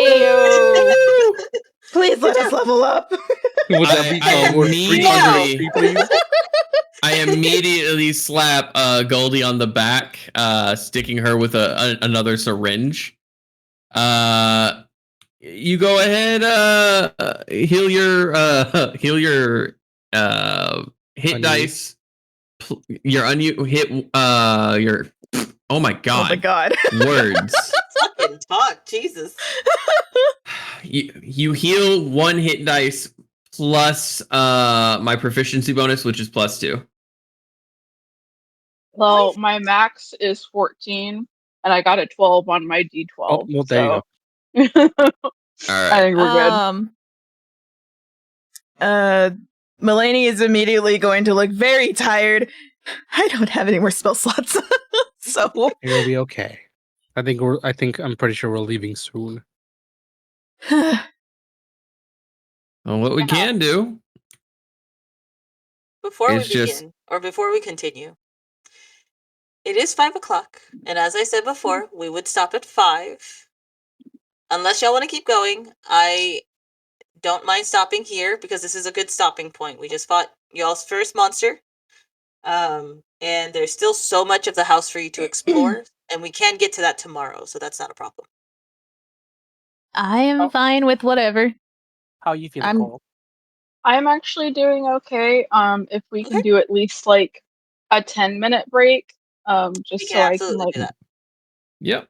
I've still got Okay. another hour to be available, so I don't have to Perfect. leave. So That's then right, you're we'll, working. if everyone's cool with it, we'll do one more hour in the session. We'll take a Mhm. 10-minute break so everyone can go to the restroom, Yeah. get some snacks, get something to drink, Do we hydrate, and we'll Yeah. be good. do we want to flavor it as taking a short rest in game to like? We can absolutely do that. If y'all want to just sit on the floor, or Yep, if y'all on want, the you can stairs. even go down. I was gonna say you can actually go down to the first floor, since there was no activity there, and you can Is Okay. feel safely rested there. Yeah. so Okay. like long rest or like short No, rest? Short rest. Okay, that Short doesn't give me any rest. spell slots Okay. back, but Oh, okay. we could technically. How short can a long rest be? Short. Oh, how short can a long rest be? Yeah. That's I think a it's weird 4 fucking question. I thought it That's was like a minimum of I- 4 hours, right? Yeah, 4 hours is a short rest. 8 hours is a long rest. Mhm. I thought a short rest was an hour. Let me check. I remember it being what Coral Short said. rest versus long rest. Though I guess it depends, right? Because I know elves, not half elves, but elves can rest for 4 hours and be like the They same. can as- meditate and not have to sleep. Yeah. Mhm. Yeah. Yeah. So Okay, so yeah, short rest is 1 hour long. Oh. They do where characters do nothing strenuous than eating, drinking, reading, or tending to wounds. You can spend 1 or more hit dice at the end of the short rest up to the character's maximum number of hit dice to heal. So if y'all want to heal up during the short rest, you can. A long rest is 8 hours long. Okay. So, yeah. If y'all want to take an hour in the main foyer, y'all can do that, and you won't have to feel worried about anything, and you have the warmth of the fire to keep you safe. yeah. And I will say this: Doc will hearing that you have no more spell slots, he's going to begrudgingly hand you the what was it, the spiritual weapon. Yeah, he's going to begrudgingly hand you the spiritual weapon Oh. scroll. Well, Th- I thank have you. to pee super bad. Okay. Go pee. Same. All right. Okay. I'll be right we'll back. Go Time for break. Coming back to it, y'all just defeated your first monster, the animated armor. You said we went You back found down a- to the first floor, or Yeah, y'all were resting. Y'all took about an hour to rest in the first floor area. Okay. well, that was Okay. awful. Yeah. Indeed, that was awful. And there's more to come if we decide to continue. Doc has his fucking shirt in his hands as he's sewing up the gash in it. Like, yeah, you're fucking telling me I only got one of these. Yeah.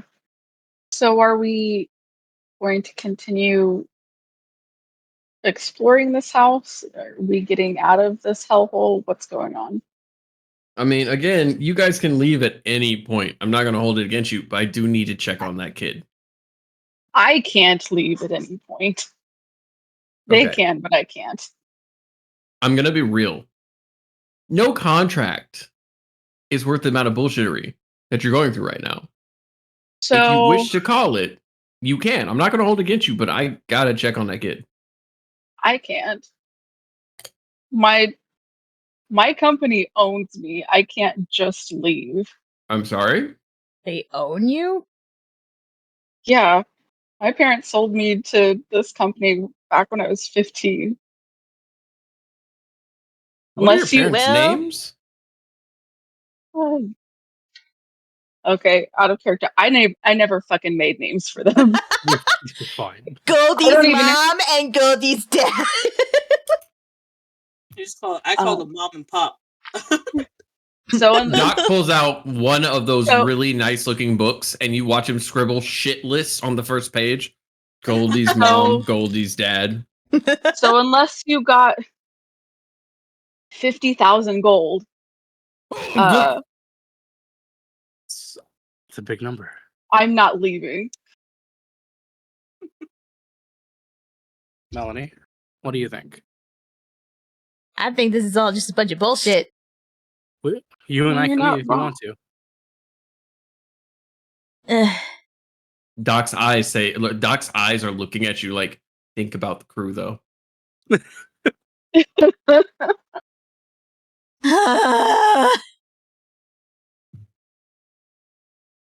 Think about the content Content. for the show that you're running. Uh, How many ghouls and ghasts are going to go without their weekly episode? I don't know what Are you're you on okay about, disappointing them? I don't know what you're on about, but You're crazy.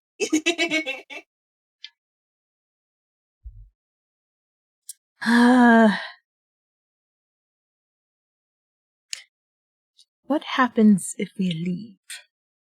Oh, go right ahead. That's another reason. That's another reason I haven't even tried because I'm pretty sure this is shit is like all sort of stuff.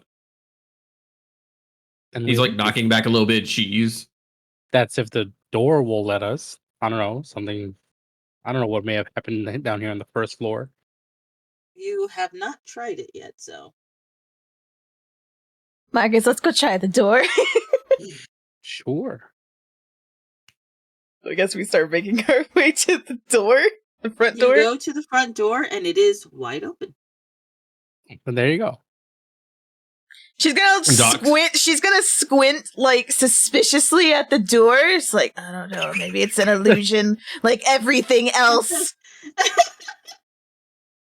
Doc sits where Doc sits where he can see the front door from where he's sitting in like the lounge area. So he's just sitting waiting to see what happens. Again, he's knocking back little bits of cheese and meat from his rations. Can I? I don't know what's around me. I was like, can I pick up like something small and just kind of throw it out the door? Door? I'll say that you find a small broken piece of marble on the floor. She'll just kind of throw it out the door and see what happens, if anything. You hear a light tap of it hitting the floor. We can leave if we want to. If you want to. Hmm. But to be fair, this is what we came here for.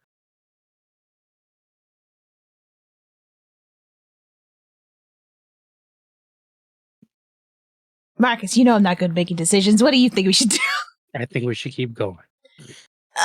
Fine.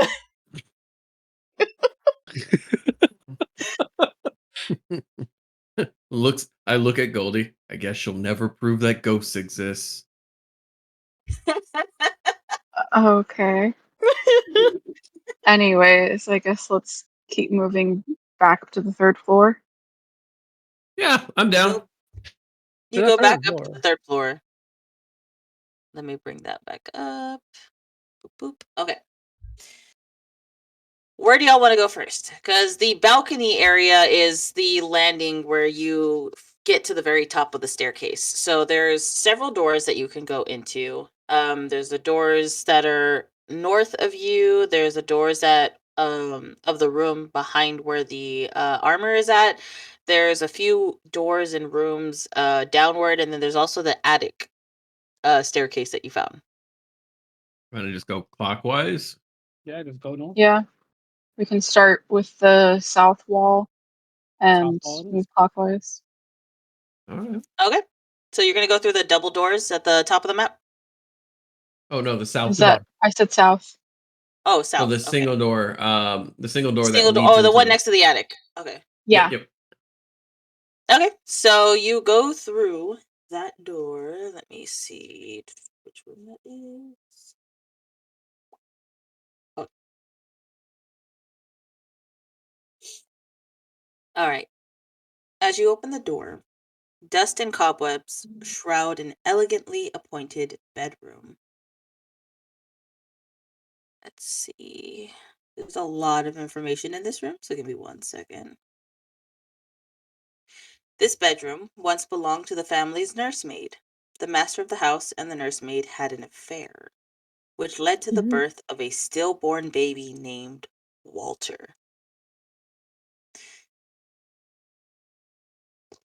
That's all the information you're getting right now. You gotta go inside. Okay, I guess I'm gonna go in and do a sweep of the room, per usual. Which I guess is another perception. That was a nat 20. Let's go. Hell Let's yeah. booger All right. go. Let me just give you what you got. I'm gonna read you this whole thing. So dust and cobwebs shroud an elegantly appointed bedroom and an adjoining nursery. Double doors set with panes of stained glass pull open to reveal a balcony overlooking the front of the house. You see. After the birth of the stillborn baby named Walter, the cult slew the nursemaid shortly thereafter. So the nursemaid has been murdered. Let's see. The bedroom contains a large bed, 2 end tables, and an empty wardrobe. Mounted on the wall next to the wardrobe is a full-length mirror with an ornate wooden frame carved to look like ivy and berries. Since you're searching around the room, you let me see. Sorry, again, there's a lot of information, so I apologize if I pause every now and then. You're good.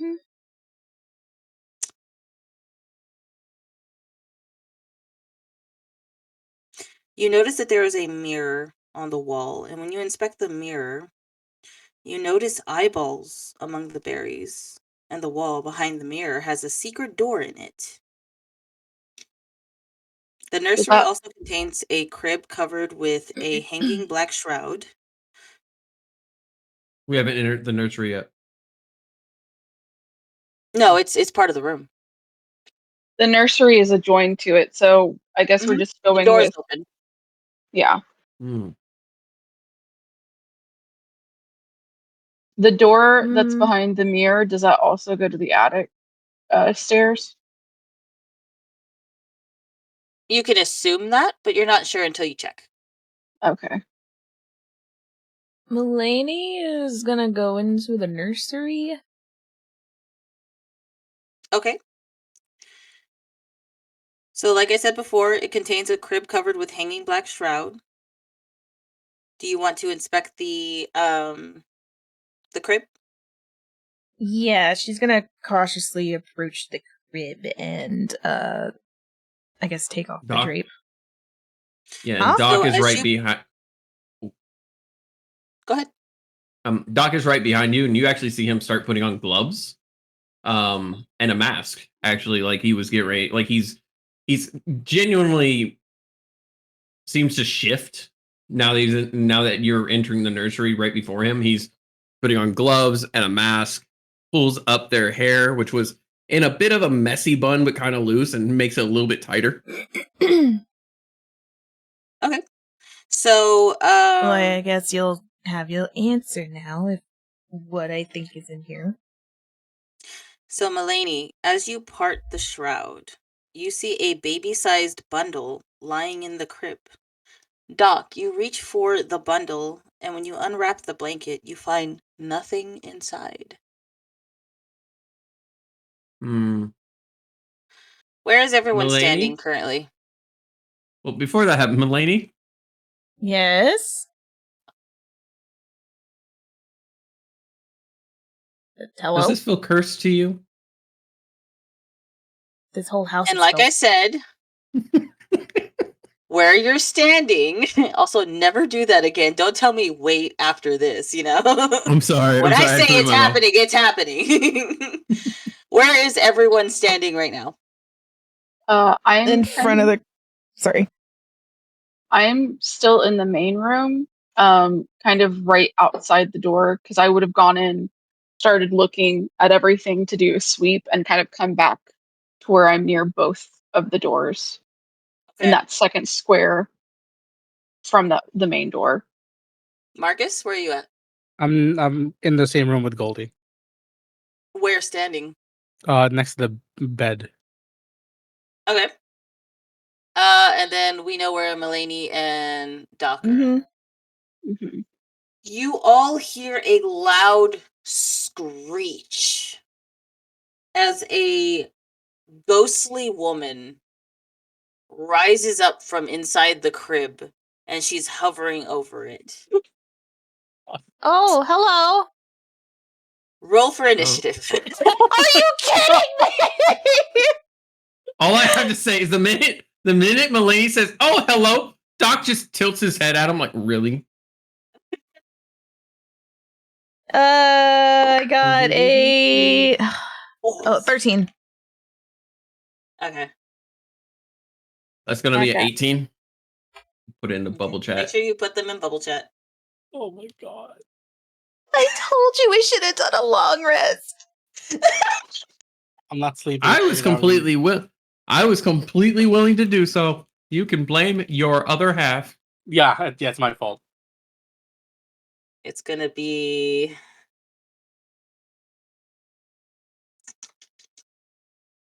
second.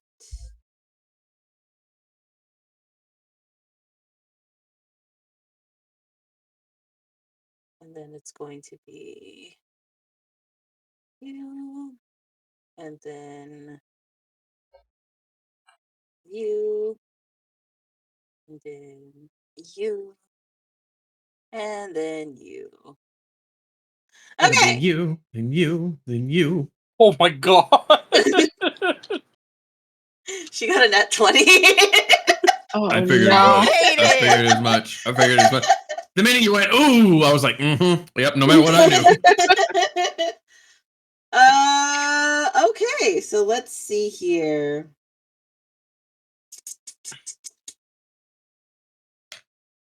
I'm just preparing their health and everything like that. 1 second.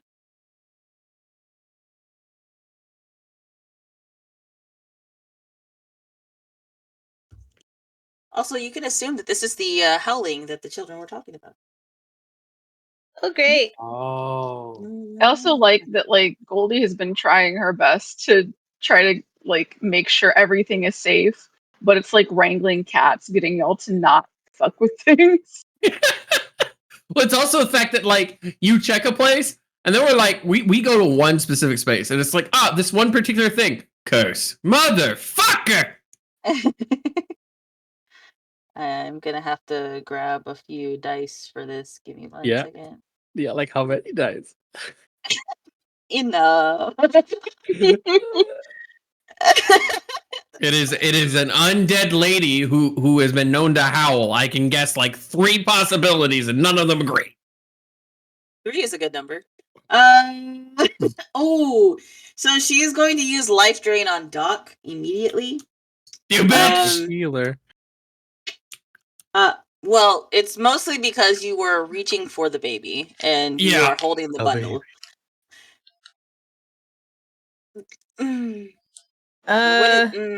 What is your health?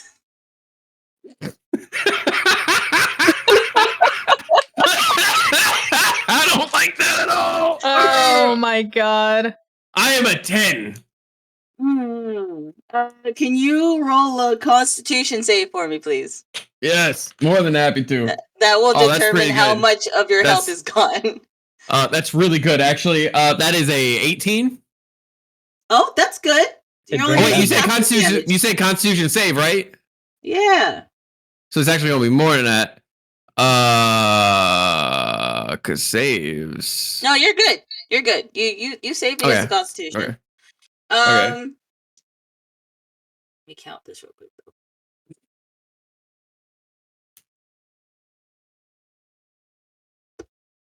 You take 5 damage It's on a save. from a save. It would have been 10. All I have to say is y'all know how in the new oh god, Beetlejuice, chick be sucking life out dudes. Melanie, you just watch as like Doc suddenly grows like 30 years older for a split second. So you do see the specter, and Goldie, you can see this from the doorway. You see the specter reach over and grab Waco by the shoulders, and her mouth unhinges and elongates, Oh god. and you see her Oh, breathing God. in his life force. And you see Doc slowly getting weaker just from that one instance. Oh You shit. are lucky; they only get 1 action, Oh. so they're not going to attack again For the round. for the round. It is now Wacko's turn. Wacko is going to immediately pop a bottle. Just Bonus action? gonna take, bonus action. Use my health potion. 2d4 plus 2. 4, Okay. 5, 6, 7. So I'm back at max health.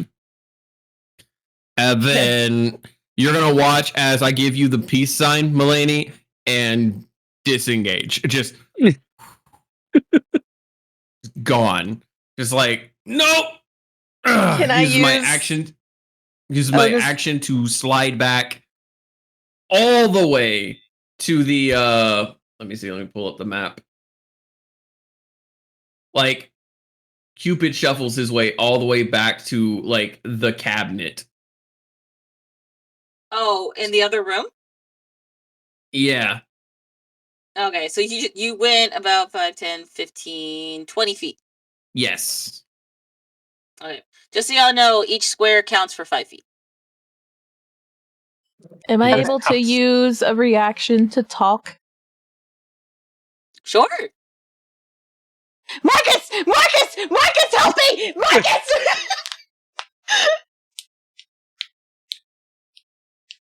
He's coming. He's And left. that's gonna He's be the, he's coming. That's gonna be the end of my turn. That's gonna be the end of my turn as I back the fuck up. Okay. Don't forget I gave you the scroll. Okay, so that means it's my turn. Yep. I am going to move up to the ghost to hit it with my great axe because that's all Goldie knows to do. No shame. It's alright. That is a 9. A 9 to hit. That does not Mhm. hit. Oh shit. Okay. Then I'll just fold my bonus action. Then next on the round would absolutely be Marcus. Me. No, it'll actually be Melanie. Melanie. God, whatever. Let's see. What was the fucking hand axe thing or hand? Fuck. Where is it? Okay. So she's gonna take out her hand crossbow. And then I rolled to hit for that, right? Yes. And add the dexterity. I don't think I hit it. 5, 6. No. Yeah. You tried your it. best. You tried your best. What was the other thing? I will use my bonus action to use the spiritual weapon scroll if I'm able, because that is a spirit bonus action spell. So yeah, I guess I'll put it in between me and the ghost if I'm able. You would need a space between. You could put it adjacent to you so that you can flank it. That works. Create a spectral that lasts for duration. Am I able to attack with it the same turn that I summon it? It is an action, so it essentially gets its own round. So it'll go after you, essentially. Okay. So what we can do is I'll just put and spiritual weapon. So you can have it act right now if you want to. Sure. And I guess I make a melee spell with it. And I just roll like a what straight. shape did you have it take? Oh god. You I have guess to choose the weapon. I guess a great axe. Okay. It doesn't give me damage dice for those, or I don't know how this spell works. Hang on. So, is it just 1d8 plus my spellcasting mod, no matter which shape it takes? Mm-hmm. Oh, okay. Okay, I'm gonna, I guess, roll to hit. 17 plus... Is it plus my spell attack when I roll to hit? Yes, because it's a spell. Okay, so 17 plus 5, that's 7, 8, 9, 10, 11... 22? That hits. Okay, Do and your then... damage. On a hit, the target takes force damage equal to 1d8 plus my spellcasting ability mod. Yes. Spellcasting ability mod is +3, so 4 plus 3 is 7. And it only lasts for 1 minute, which, if I remember correctly, that It's like- is 3 rounds. I thought it was 6. be Each rounds are 6 seconds, so it'd be 10 rounds. 10 rounds, okay.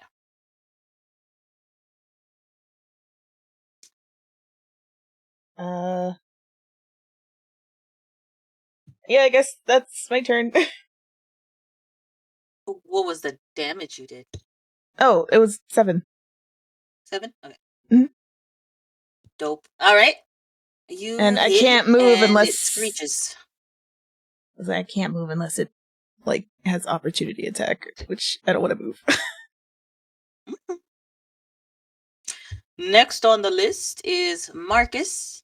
Is You there- hear Melanie screaming. Marcus!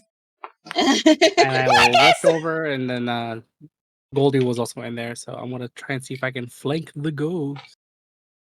Ooh. Okay. Is there a way for me to flank the ghost? Let me see if you can do that. Yeah, sure.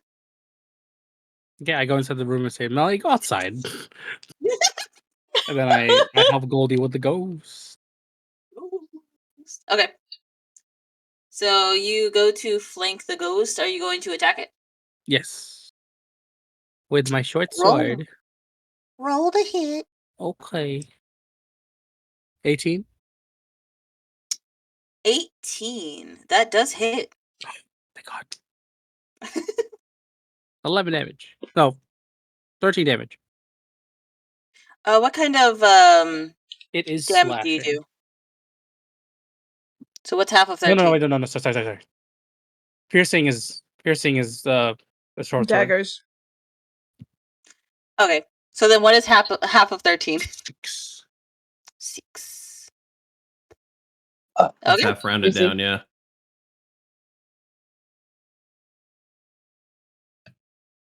Top of the round. It is the Darn. nursemaid's turn again. Incorporeal.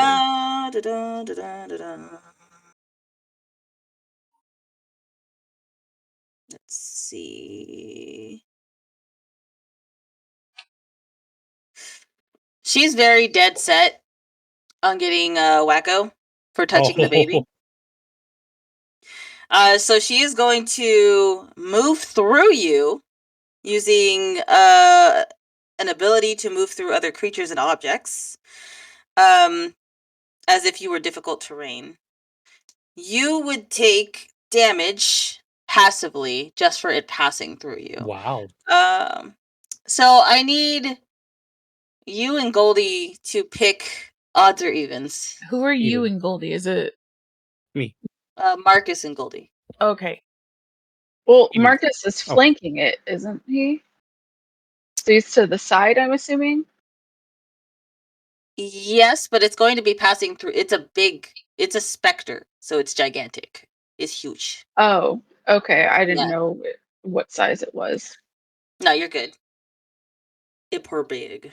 I mean, it if y'all hovers, have reactions, y'all still can like swing Yeah. at it. While we're waiting for the evens or odds. Goldie, what do you want? Even. I'll take odds. All right. Then it is passing through you, Marcus. Let's get your damage. I don't have the dice for that. Give me 1 second. I have to Oh grab no, he can't roll damage. I go out scathe-free. If only. You take 9 damage from it passing through you. God damn. Yes, who's down? Am I allowed to swing at it since it's moving out of my attack range? Yes, you are allowed to swing at it, so you just have to roll to hit. Okay. Marcus Wouldn't the dead. weapon also get a swing? That is... What is 17 It depends. plus 5? Whatever 17 plus 5 is. 22. 22. 22? You hit? Mhm. Roll your damage. And Wait, did you say the weapon gets a hit also? Hang on, we're waiting for Goldie to go first. sorry. Where did I put my page? I'm just trying to do one person at a time because I don't want to get confused with everyone freaking out and trying to figure out who attacks when. That is a 10. 10 damage? Mm-hmm. Okay. All right. So as it passes through Marcus, Marcus collapses onto the ground and you slash down at it. And you see that it leaves a little bit of like its ghostly ichor behind. It's still up, but it is going straight for Waco. Now your spiritual weapon can get an attack. Okay. So just roll to hit. Is it with advantage if it's opportunity or no? No. Okay. No, it's just rolling to hit. Rolled a fucking 1. You what? You rolled a what? I rolled a 1. Ah.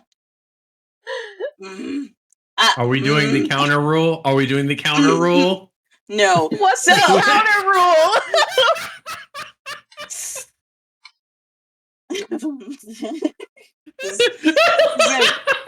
I'm deciding which of the two ways I want to do this. Okay. So here's the events in order. All right. Okay. The specter rushes through Marcus. Marcus collapses onto the ground. Goldie swings their axe down onto the specter, doing a massive amount of damage to it. As it's flying out of the way and it was sliced through the specter in half, the specter still moving forward towards Doc. The spiritual weapon goes to attack as well, but completely missing and stabs Marcus onto the ground. Oh no. Marcus, I need you to roll 2 death saves. Roll or just have 2 death saves? Roll.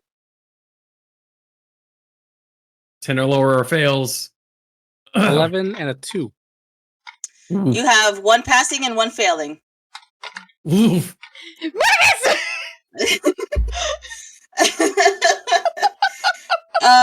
That being said, the nursemaid is still their turn. They are still moving forward.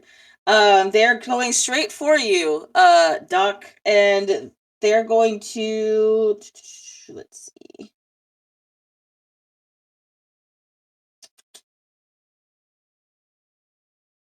They're going to try to get some more health out of you. They're going to do another life drain on you.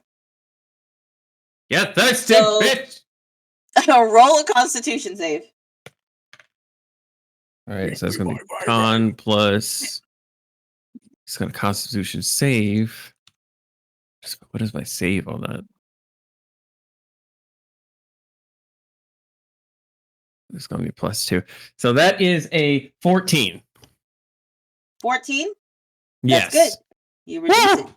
So take 4 damage. All right. So she is going to heal 4.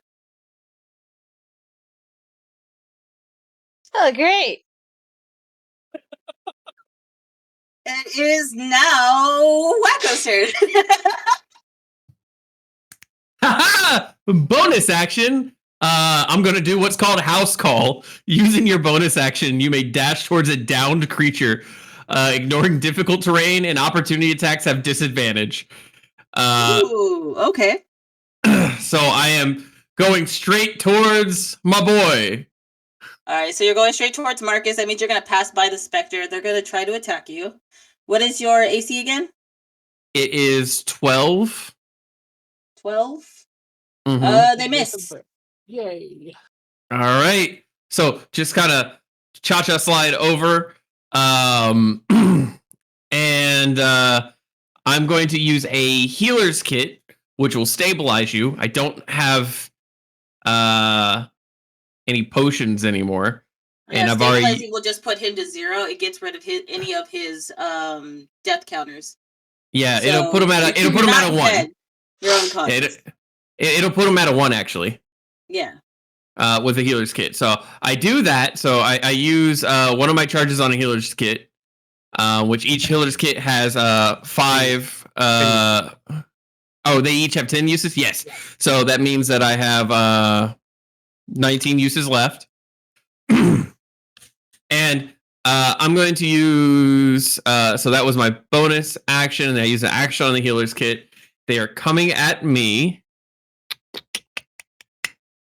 So I am going to, after doing that, I'm going to use the rest of my movement to get into the corner of the room so that whenever it comes back trying to get to me, everyone gets a swing. Okay. And I'm going to go to the corner, turn around, look towards her, Marco, and then my turn. Okay, so that means it's my turn. I'm gonna move out into the bedroom where the ghost is, and then I'm going to rage as a bonus. Okay. And then I'm going to take a swing. Ooh. All right, so you go running towards this Spectre.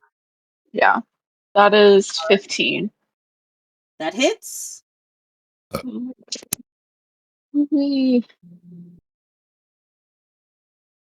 That is 15 damage. All right, how do you want to do this? Oh, thank God. Whew. Okay, she is going to take her great axe, swing it over her head, and slash directly through the Spectre. Ooh, okay, so you slash directly through the Spectre. She lets out one loud howl and screech as you see the blade split through the Spectre, and she dissipates into the air, becoming no more. You have successfully defeated the Spectre. Mercy. Just in time. It's about to be 6 o'clock. However, I do have some final things to say before we end the session, and we'll continue tomorrow, of course. 1, the reason in Bubble Chat, if you can see, I put that Waco had a life drain total of 9. That means that she took 9 health from you. That is your max health that it took from you. Oh my God. Oh, shit. No. So you have Spectres, one left? Yes. So Spectres are very particular. It specifically states that the saving throw, or if it hits, the point maximum is reduced by an amount equal to the damage taken. This reduction lasts until the creature finishes a long rest. The target dies if this effect reduces its hit points to maximum 0. If she had done it to you one more time, you would have been dead. No saves. Yeah. No saves. Doc looks like shit. Yes. He is not reacting to that. He is helping Marcus up. He is going ahead getting them like taken care of, making sure they're good to go. But like he looks like he's at death's door. I think I'm gonna figure out how to make potions. Let's please take. I think we need to get y'all the fuck out of here so I don't lose you. We need to find a place to rest. I think right here is good. And you're gonna watch as he just You know So, what? yes, I Doc agree. goes passed out. I agree with that. So are we just using the bedroom that they're in for a long rest? Yes. Yes. Okay. Goldie, just so you know, since you were the one who did the full inspection of the room, there's nothing else other than that secret door that you found behind the mirror. There's nothing Okay. else indicating that there is danger. You don't see any danger. If you were to do vibe checks, I'm just going to give it to you guys. The room is safe now. You are fine. Okay. So you can always like close off all of the doors, lock everything. That way you're locked into a sealed room that you're safe in. Yeah, Melania's completely up gonna to take. you. Melania's gonna take time to kind of seal off everything, and I guess I don't know, have whatever wards or whatever. I have a question. So for this room, there were also the stained glass doors that go out to the balcony. In that far left, bottom left-hand corner. Were we able to see out of that at all? Like, Yeah. does the balcony? Is there anything from? Like, is there it just surrounded by fog? Can we see anything out into the street, out into the? It's still surrounded by fog. You still see Rose and Thorn just standing on the street looking at the house with like an almost empty stare. They haven't acknowledged that you're on the balcony or anything like that if you look around. You can see a little bit through the fog and you can see the town of Barovia ahead of you. But it's so dense that you can't even tell if there's any lights on or if they're how big or how far these buildings are. You just know that you are close by the town of Barovia. Okay.